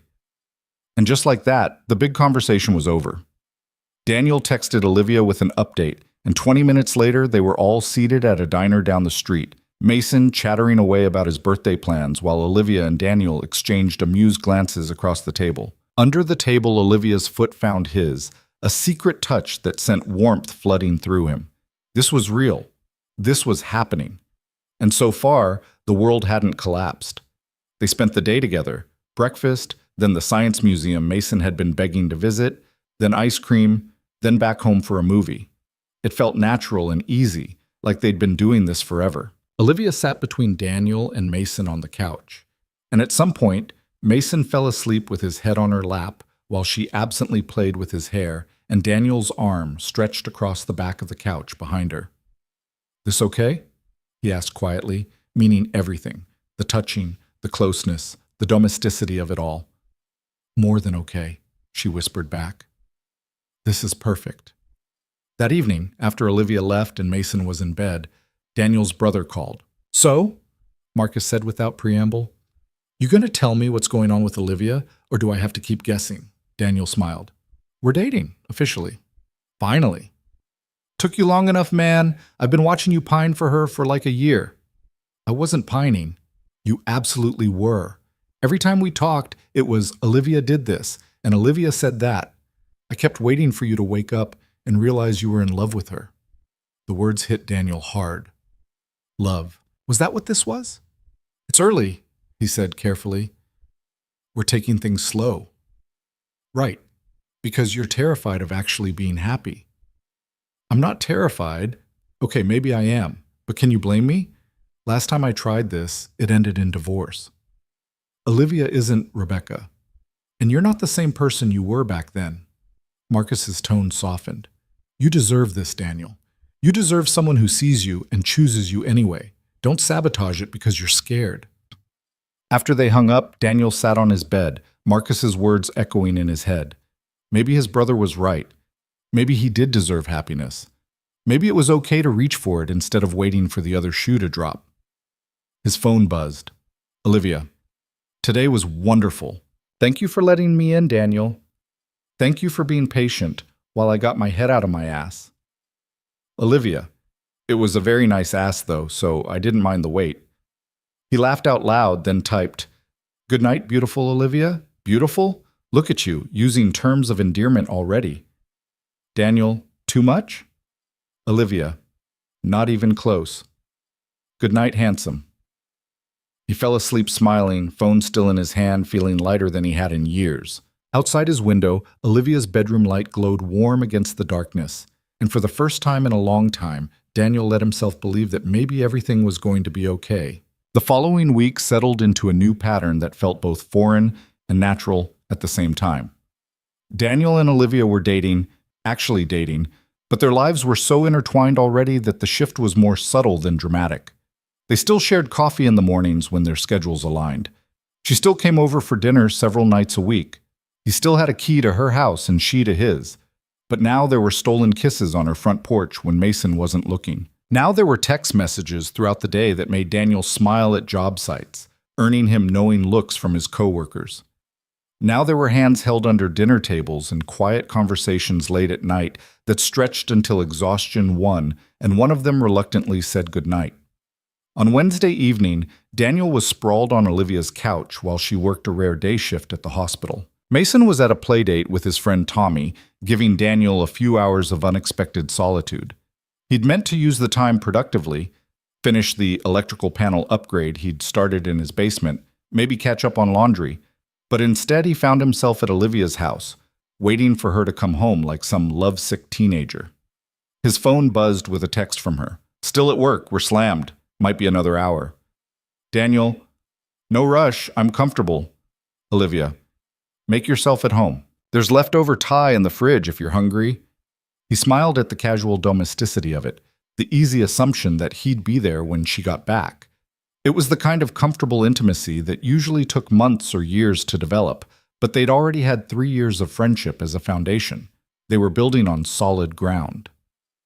An hour later, Olivia came through the door looking exhausted, her scrubs wrinkled and her hair escaping its ponytail. She stopped when she saw Daniel, and her whole face lit up with a smile that made his heart skip.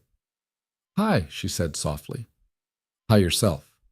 He stood and crossed to her, pulling her into a hug. She melted against him, and he could feel the tension draining from her shoulders. Rough day? Long day, but better now. She pulled back to look at him. Where's Mason? Playdate. I have about 45 more minutes before I need to pick him up. 45 whole minutes of just us? What will we do with all that time? Her eyes sparkled with mischief, and Daniel laughed. Well, you could tell me about your day. Or, Olivia said, reaching up to loop her arms around his neck, we could do this. She kissed him, and Daniel stopped thinking about anything else.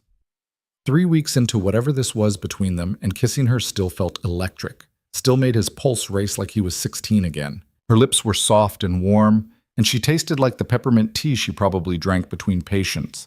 And when she made that small, satisfied sound in the back of her throat, Daniel felt it all the way to his bones. When they finally broke apart, both breathing harder, Olivia was grinning.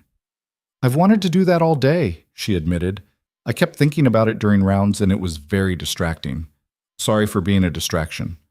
"Don't be. It's a much better distraction than the usual hospital chaos." She kicked off her shoes and padded toward the kitchen. "Have you eaten?" "Not yet. Was waiting for you." They reheated the Thai food and ate together on her couch. Olivia curled against his side, telling him about a patient who'd come in after attempting to build a treehouse and falling through the half-finished floor. "He was fine," she assured Daniel when he winced at the description of the injuries. Bruised ribs, sprained ankle, wounded pride. His kids thought it was hilarious. "Mason keeps asking when we can build a treehouse. Please tell me you're smarter than to attempt that without proper planning. I'm an electrical technician, not a carpenter. If we build anything, I'm hiring professionals." He paused, although the "we" in that sentence is interesting. Olivia stilled against him. "Is it too much? Me inserting myself into future plans with you and Mason?" "No, it's just new. But good new." He pressed a kiss to the top of her head. "I like thinking about a future that includes you."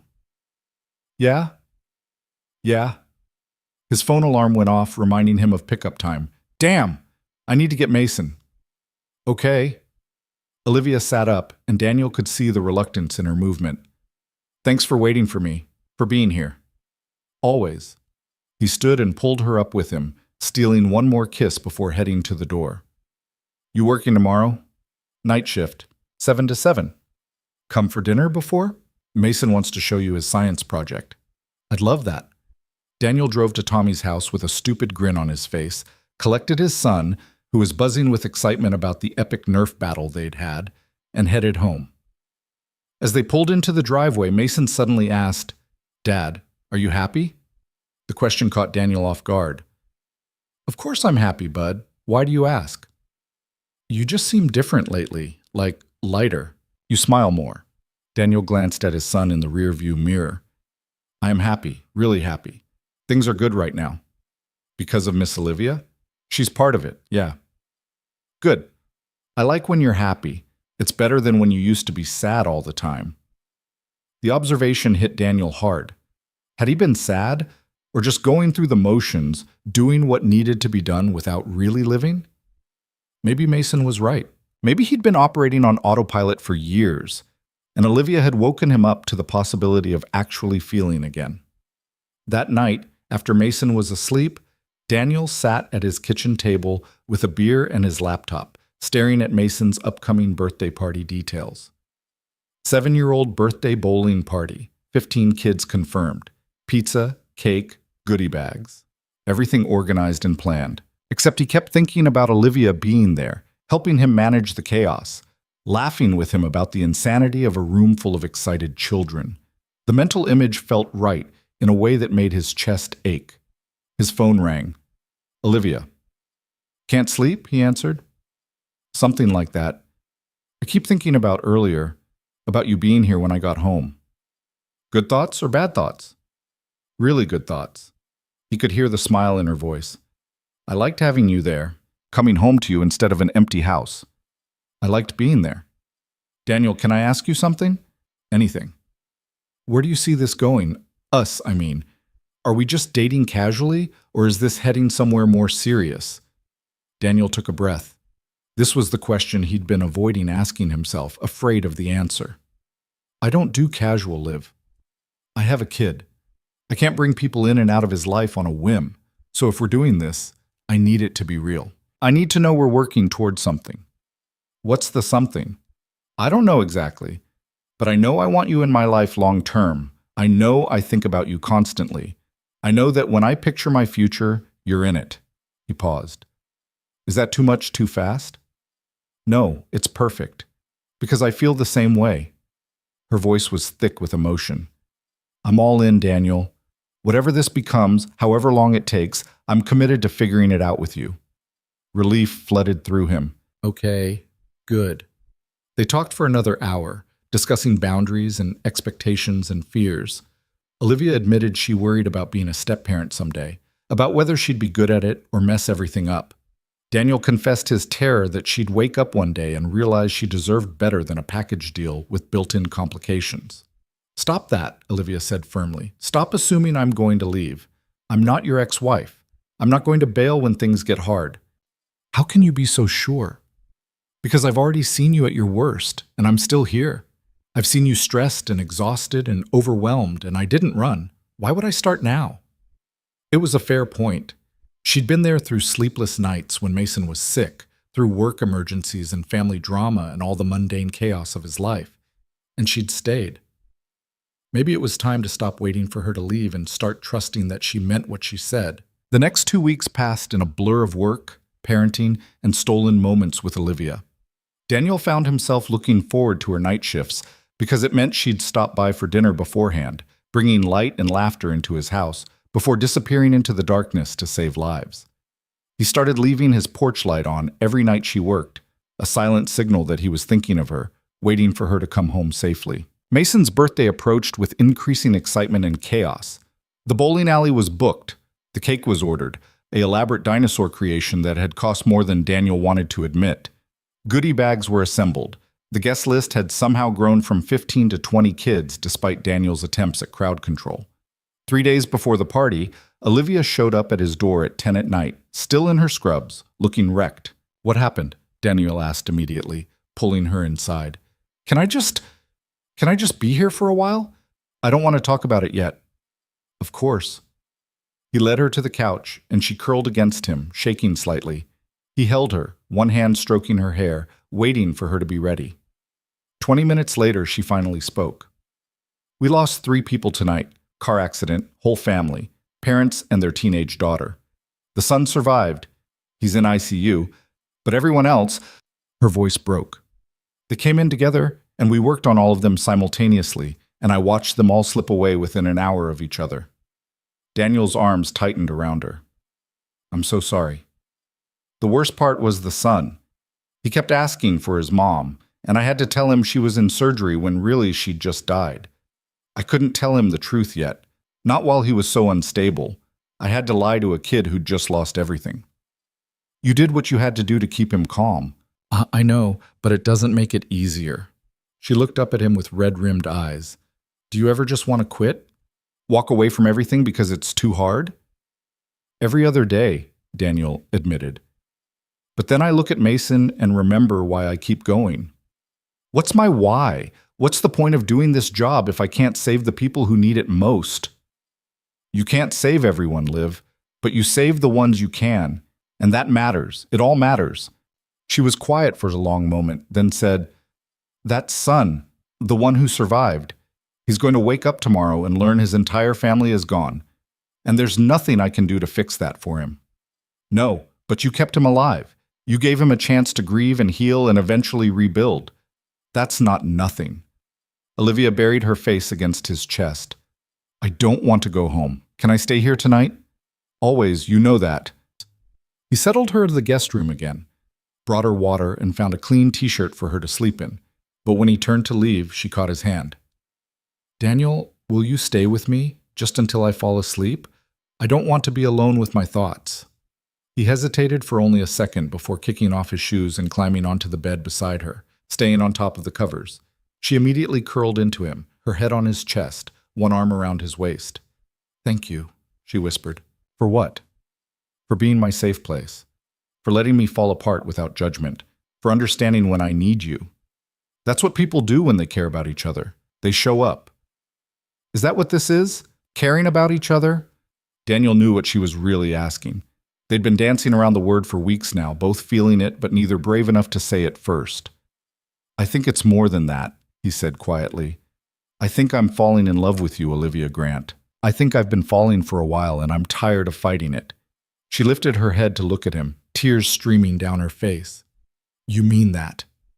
"Every word." "I love you too," she said, voice breaking.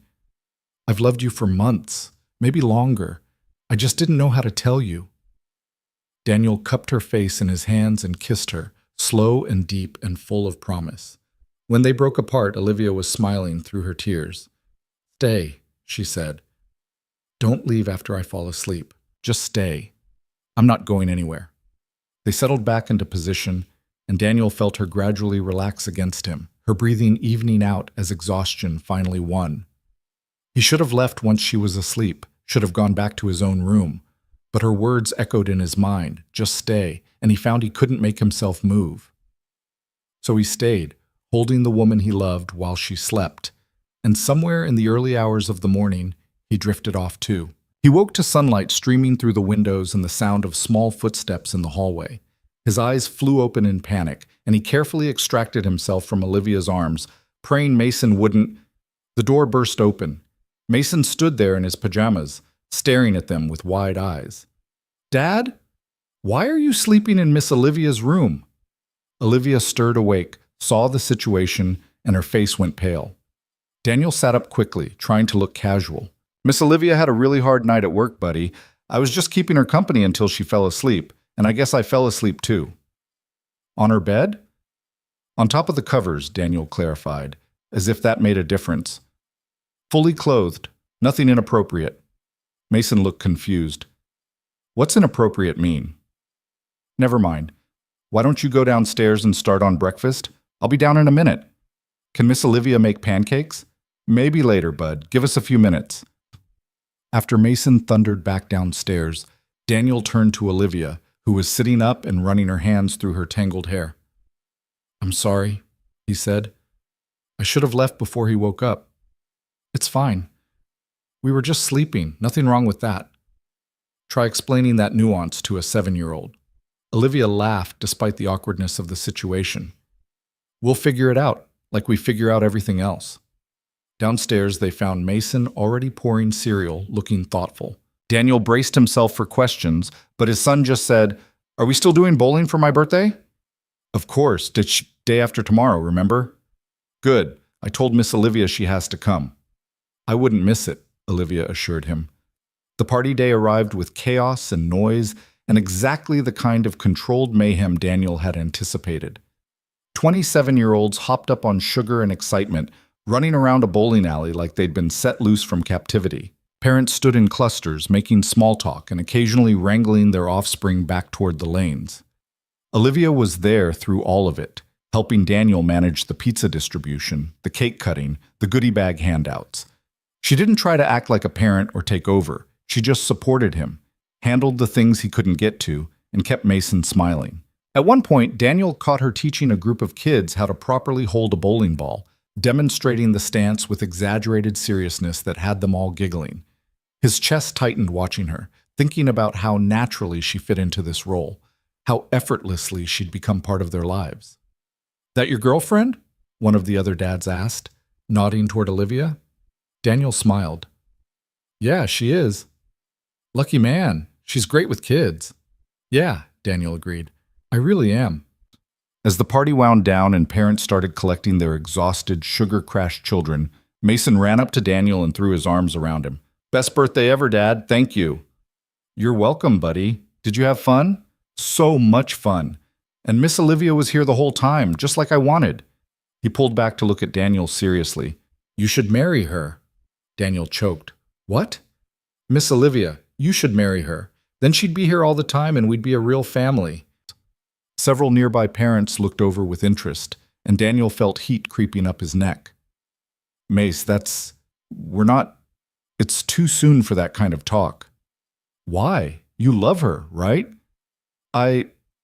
Daniel glanced over at Olivia, who was helping clean up and pretending she couldn't hear this conversation. "Yeah, I do." "And she loves you?" "I think so." "Then you should get married. That's what people do when they love each other." The simple 7-year-old logic was impossible to argue with, even though Daniel's brain was short-circuiting at having this conversation in a bowling alley surrounded by witnesses. "It's more complicated than that when you're a grown-up, buddy, but I appreciate the vote of confidence." Later, after they'd gotten Mason home and into bed, exhausted but happy, clutching his new Lego set and already planning next year's party, Daniel and Olivia sat on his back porch in the cool November air. "Sorry about earlier," Daniel said. "The marriage comment." "Don't be. It was sweet." Olivia was quiet for a moment, then added, "Is it crazy that I've thought about it? About what it would be like if we did get married someday? Daniel's heart skipped. You have?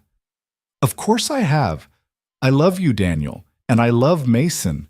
I think about what our lives could look like together. Really together. Not just dating, but building something permanent. She looked at him. Does that scare you? Terrifies me, he admitted. But also, it sounds perfect. I'm not asking for a proposal. I know we need more time. I just wanted you to know that I'm thinking long term. This isn't casual for me. It's not casual for me either. Daniel reached for her hand. I've only been married once, and it ended badly. The idea of trying again is scary as hell, but with you, it feels different. It feels possible. Then let's keep working toward possible. No rush, just steady, honest forward movement.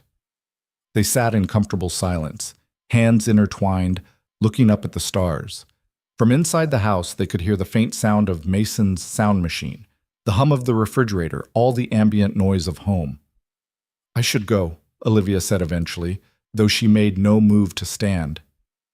You could stay in the guest room, or... Daniel trailed off, unsure how to finish that sentence.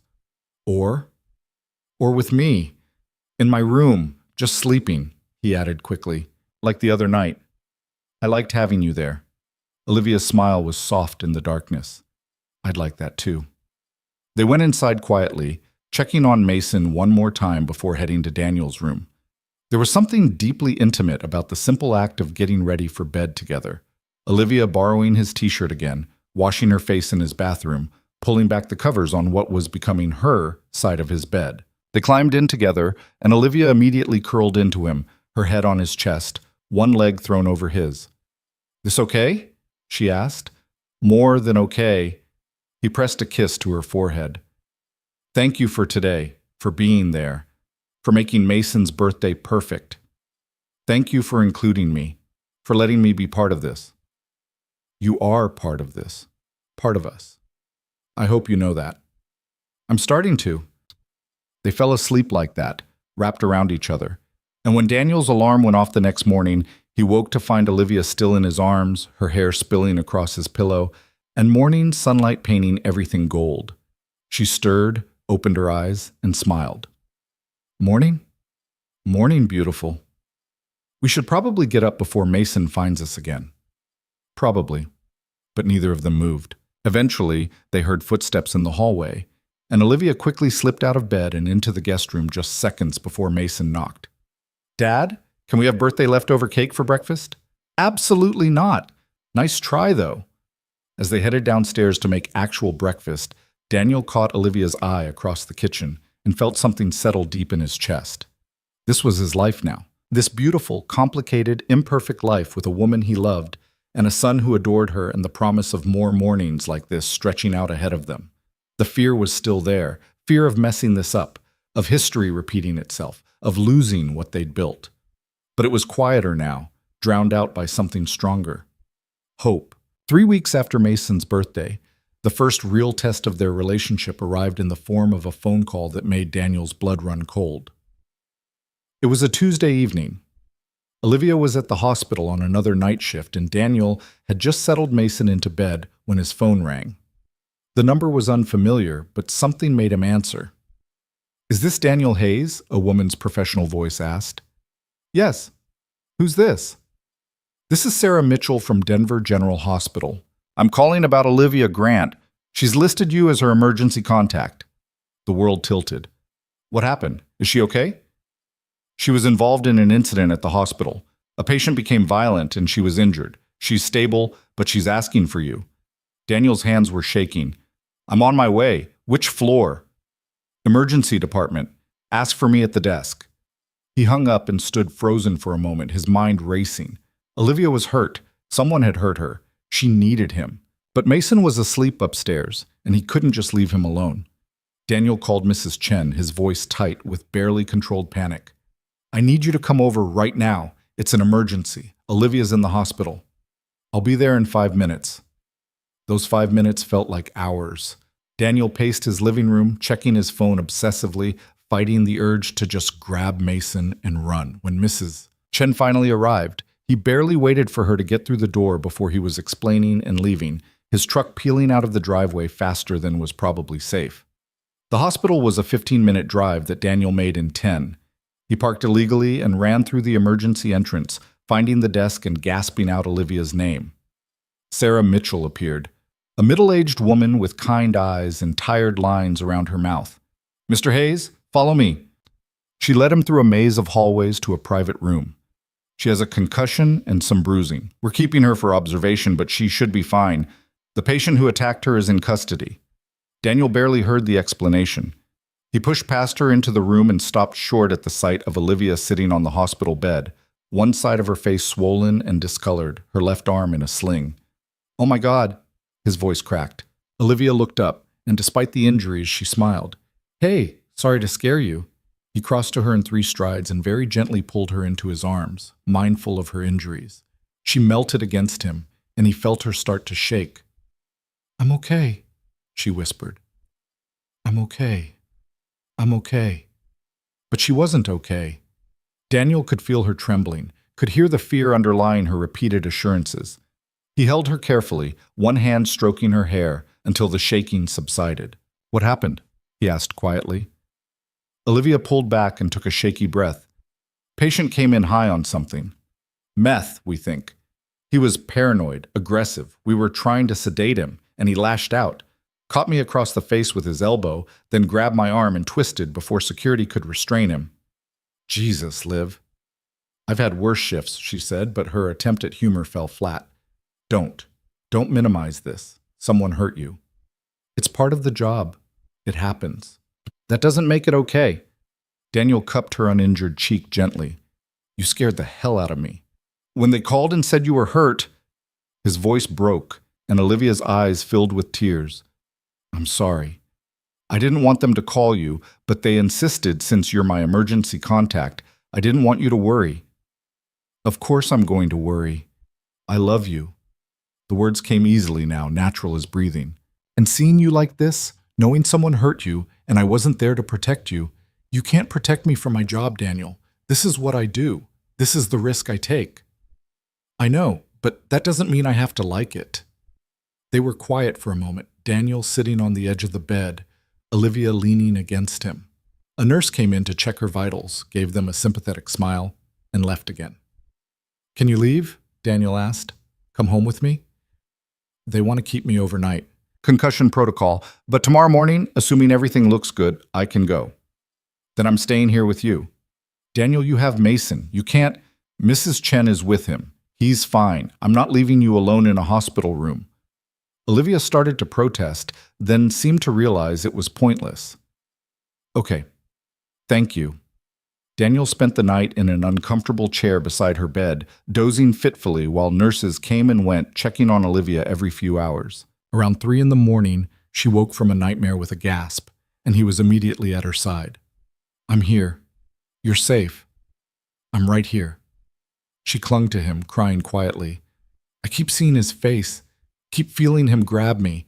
I know I should be tougher than this. Stop. You're allowed to be scared. What happened was traumatic. But I'm supposed to handle this stuff. I'm a trauma nurse. I see violence all the time. Seeing it happen to others is different from experiencing it yourself. Don't do that thing where you minimize your own feelings." She nodded against his chest, and eventually her breathing evened out and she fell back asleep. Daniel stayed awake, watching her, thinking about the risks she took every single day in a job that demanded everything from her and gave back trauma and exhaustion in return. He'd always known her work was dangerous, but it had been abstract before. Now it was real, written in bruises on her face and the sling supporting her arm. Now it was the fear in her eyes when she woke from nightmares. And he realized something sitting there in the darkness of that hospital room. He wanted to protect her from all of it, wanted to wrap her up and keep her safe from every danger the world could throw at her. But he couldn't. That wasn't how love worked. Love meant supporting her choices, even when those choices terrified him. Love meant being there to help her heal, not trying to cage her to keep her safe. In the morning, after the doctor cleared Olivia to go home with instructions for rest and follow-up appointments, Daniel drove her back to the house. Mason was at school, giving them privacy, and Olivia headed straight for the couch and collapsed. "I'm exhausted," she admitted. Everything hurts. What do you need? Just you. Just this. She patted the cushion beside her, and Daniel sat, letting her curl against his uninjured side. I was so scared last night. Not just when it was happening, but after. I kept thinking about what could have happened. What if he'd hit me harder? What if security hadn't gotten there in time? But they did. You're okay. This time. But there will be other times, Daniel. Other violent patients. Other emergencies. Other moments where things could go wrong. Can you handle that? Can you be with someone whose job puts them in danger? It was the question he'd been asking himself all night, and the answer had crystallized somewhere between watching her sleep and driving her home. Yes, he said firmly, because the alternative is not being with you, and that's not an option I'm willing to consider. So yeah, I'll worry. I'll probably drive you crazy with my worrying. But I'll also be here when you come home, and I'll help you through the hard nights, and I'll remind you why you do this job when you start to doubt yourself. Olivia looked up at him with tears streaming down her face. I love you so much. I love you too.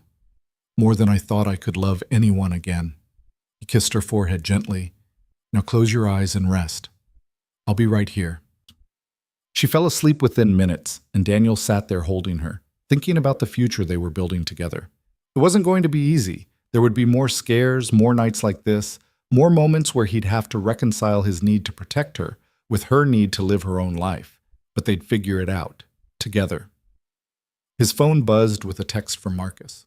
Heard about Olivia. She okay? Daniel, she will be. Home now, resting. Marcus, you holding up? Daniel, yeah. It was scary, but we're okay, Marcus. You know you're in deep when someone else's pain hurts worse than your own. The words hit home.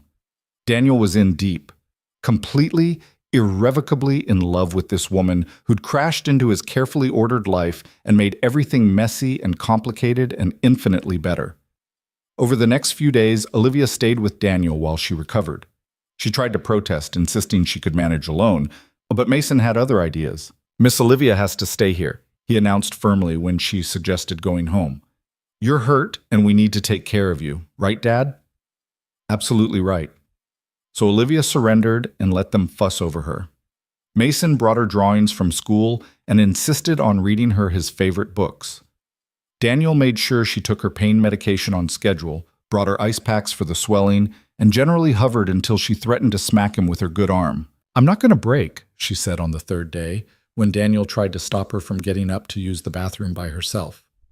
I know, I'm just worried. You're sweet, also annoying, but mostly sweet. She kissed him. I appreciate you taking care of me, but I need to start doing things for myself again, or I'm going to lose my mind. Daniel backed off, though it went against every instinct. He watched her slowly reclaim her independence, making her own coffee, playing gentle games with Mason, eventually announcing she felt ready to go back to her own house. You sure? Daniel asked. You can stay as long as you want. I know, but I need my own space. Need to prove to myself that I'm okay. The night before Olivia went back to work, lighter duty for a week per doctor's orders, she and Daniel sat on his back porch while Mason slept inside. I've been thinking, Olivia said quietly, about what you said at the hospital, about being there for me through the hard stuff. I meant every word. I know you did, and it made me realize something. She turned to face him. I want more than just dating, Daniel. I want a real future with you. I want to wake up in your house every morning, not just when I've had a bad shift. I want to help Mason with homework and make Sunday pancakes and fight about whose turn it is to do laundry. I want all the boring, mundane, beautiful parts of building a life together. Daniel's heart was pounding. What are you saying? I'm saying I want to move forward, not necessarily today or tomorrow, but soon. I want us to start thinking seriously about what comes next. Like living together? Eventually, yes, and maybe more than that when we're both ready. She took his hand. I know you're scared. I know your marriage ending left scars. But I'm not Rebecca, and what we have is different, stronger, built on friendship and honesty and really knowing each other. I know that. I do. Daniel squeezed her hand. And you're right. I am scared. Terrified, actually, but I want those things too. I want you here all the time. I want to stop saying goodnight at your door and start saying it in our bedroom. I want Mason to have the stability of you being a permanent part of our family, not just a frequent visitor. So what's stopping us? Nothing. Absolutely nothing.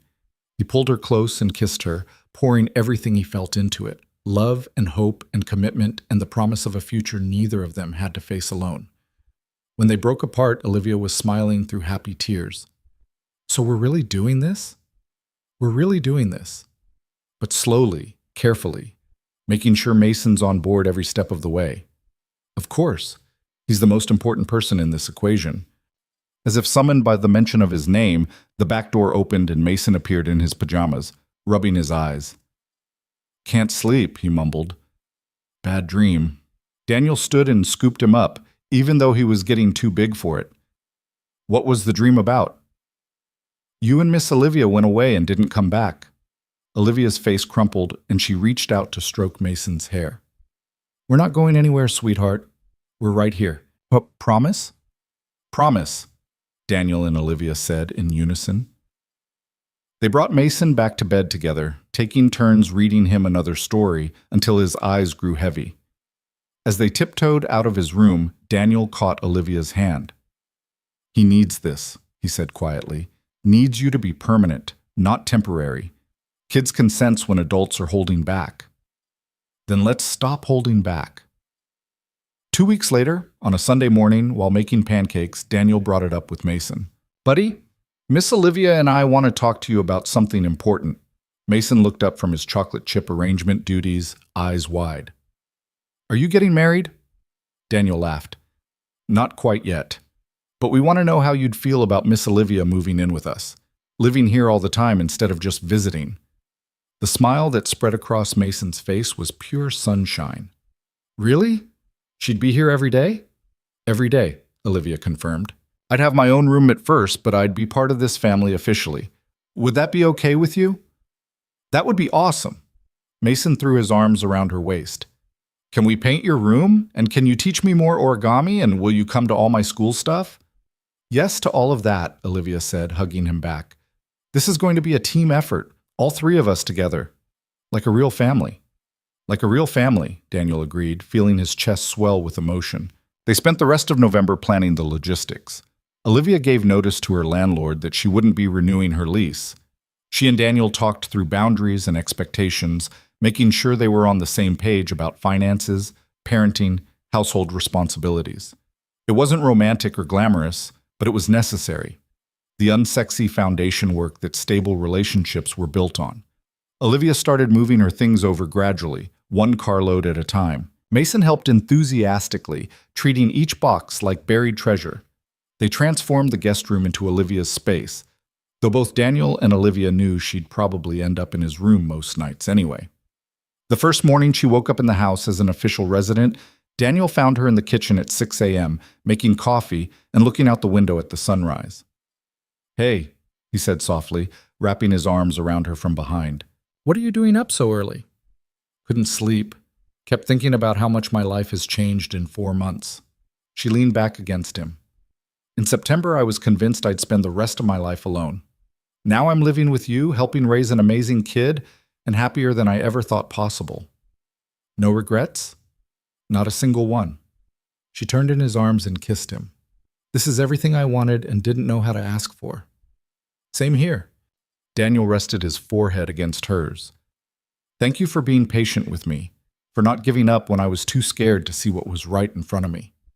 Thank you for taking a chance on us. Mason's footsteps thundered down the stairs, and they broke apart smiling as he burst into the kitchen. Miss Olivia, you're still here. I thought maybe I dreamed it. I'm here, kiddo, for good. She ruffled his hair. Want to help me make pancakes? Yeah. Daniel watched them work together. Olivia patient and encouraging while Mason chattered about his plans for the day. This was his life now. This beautiful, chaotic, imperfect life with a woman he loved and a son who was thriving under her gentle influence. December arrived with the first snowfall and the inevitable chaos of the holiday season.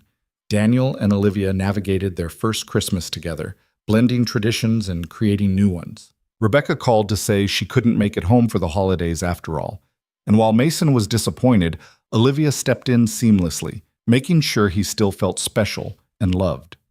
On Christmas Eve, after Mason had gone to bed with excitement crackling off him like static, Daniel and Olivia sat by the tree they'd decorated together. A slightly lopsided Douglas fir covered in a chaotic mix of ornaments that perfectly represented their blended lives. "I got you something," Daniel said, pulling a small box from his pocket. "It's not what you think," he added quickly when Olivia's eyes went wide. "At least, not yet." She opened the box to find a delicate silver bracelet with 3 charms: a small heart, a house, and a treble clef. "The heart is for love," Daniel explained. "The house is for home. And the music note is because you're always humming while you cook, and it makes me smile every single time." Olivia's eyes filled with tears. "It's perfect. There's space for more charms. I thought we could add them as we go. Mark important moments in our life together." "I love it. I love you." She fastened the bracelet around her wrist, then pulled out her own gift, a photo album she'd been secretly compiling. "I wanted you to have something that shows our journey, from neighbors to friends to this." Daniel flipped through pages of photos he didn't even know existed. Him and Mason building a snowman while Olivia watched from her porch. The 3 of them at Mason's birthday party. Candid shots of their Sunday morning pancake ritual. A selfie of Olivia and Mason making silly faces. And on the last page, a photo from just last week. All 3 of them cuddled on the couch, looking like a family. "When did you take all of these?" "I've been collecting them for months. I wanted to remember every moment, every step that brought us here."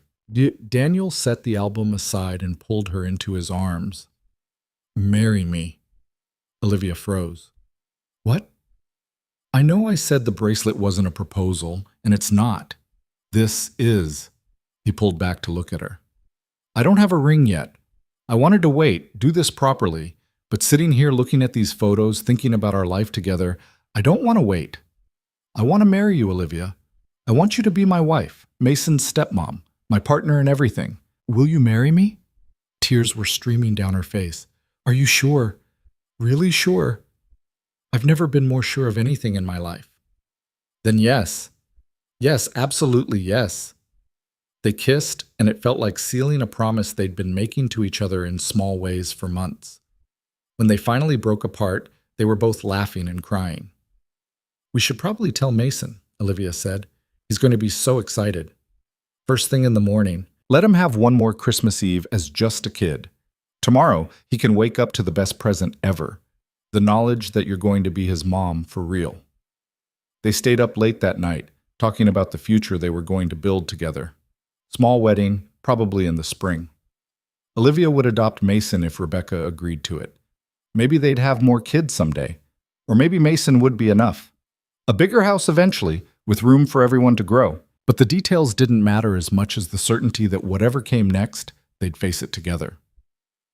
Christmas morning dawned bright and clear, and Mason came thundering down the stairs at an ungodly hour, dragging Daniel and Olivia with him to see what gifts had appeared overnight. After the chaos of present opening had died down, and Mason was happily building a new Lego set in a pile of wrapping paper, Daniel and Olivia sat him down on the couch. "Buddy, we have one more surprise for you," Daniel said. Mason's eyes lit up. "Another present?" "Better than a present. Miss Olivia and I are getting married." For a moment, Mason just stared at them.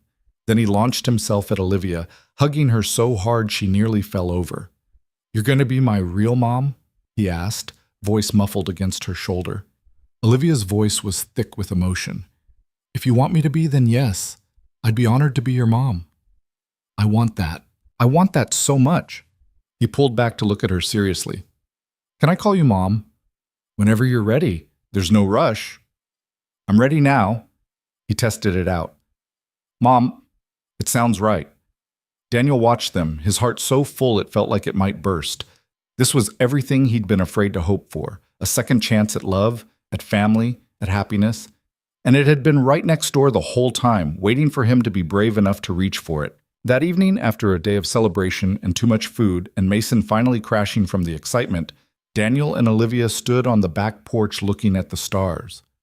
"How did we get here?" Olivia asked, leaning against him. "4 months ago, I was convinced you'd never see me as more than a friend. Now we're engaged, living together, planning a future. You were brave, Daniel said simply. You told me the truth even though it was terrifying. You took a risk on me, on us, and I almost missed it because I was too scared to see what was right in front of me. But you did see it, eventually. Because you didn't give up, because you were patient while I figured out what I wanted. He turned to face her. I spent 3 years after my divorce thinking I was broken, that I'd used up my one chance at happiness and blown it. But you showed me that wasn't true. You showed me that I was capable of loving again, of being loved, of building something real and lasting. You did the same for me. After my engagement ended, I thought maybe I was too much. Too independent, too career-focused, too unwilling to compromise who I was for someone else. But you love all those things about me. You don't want me to be anything other than exactly who I am. Because who you are is perfect.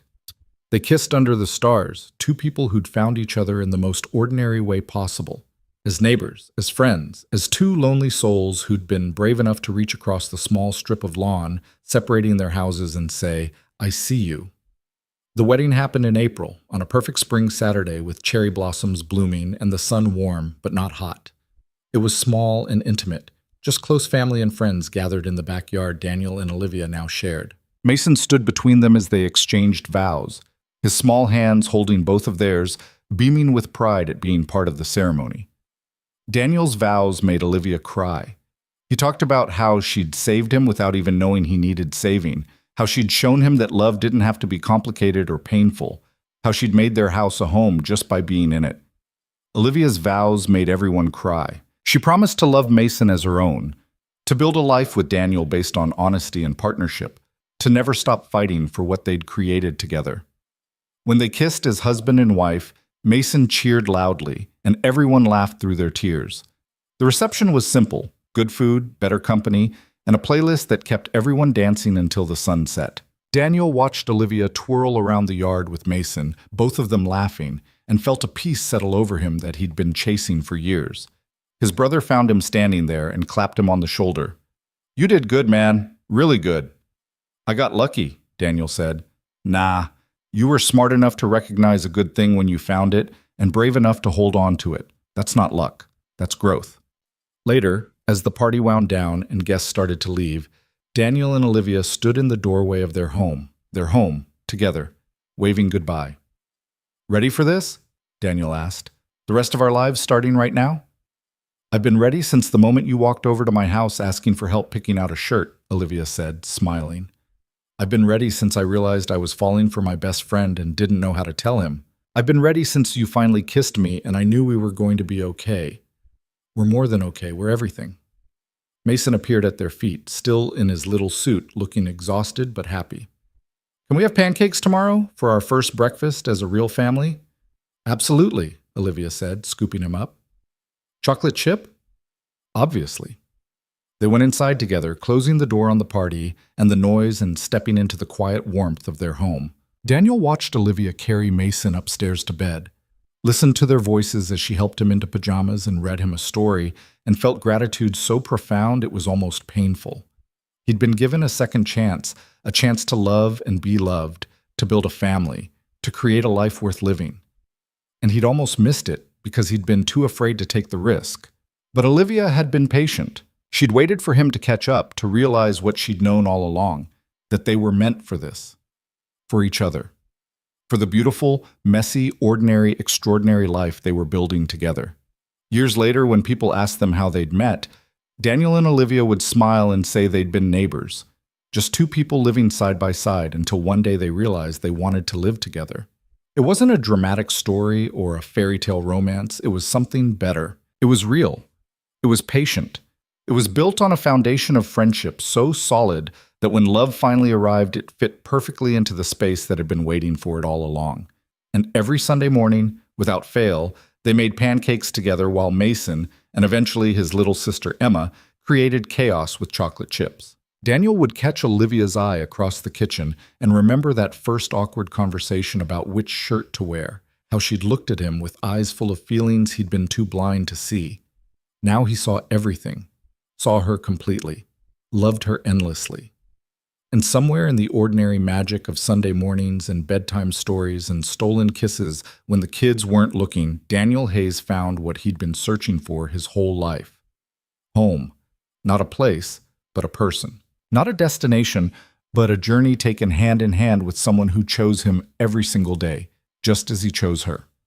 Between two houses that were once separate now stood one family, built slowly and carefully from friendship and patience, and the quiet courage it took to say, "I love you," and mean it forever.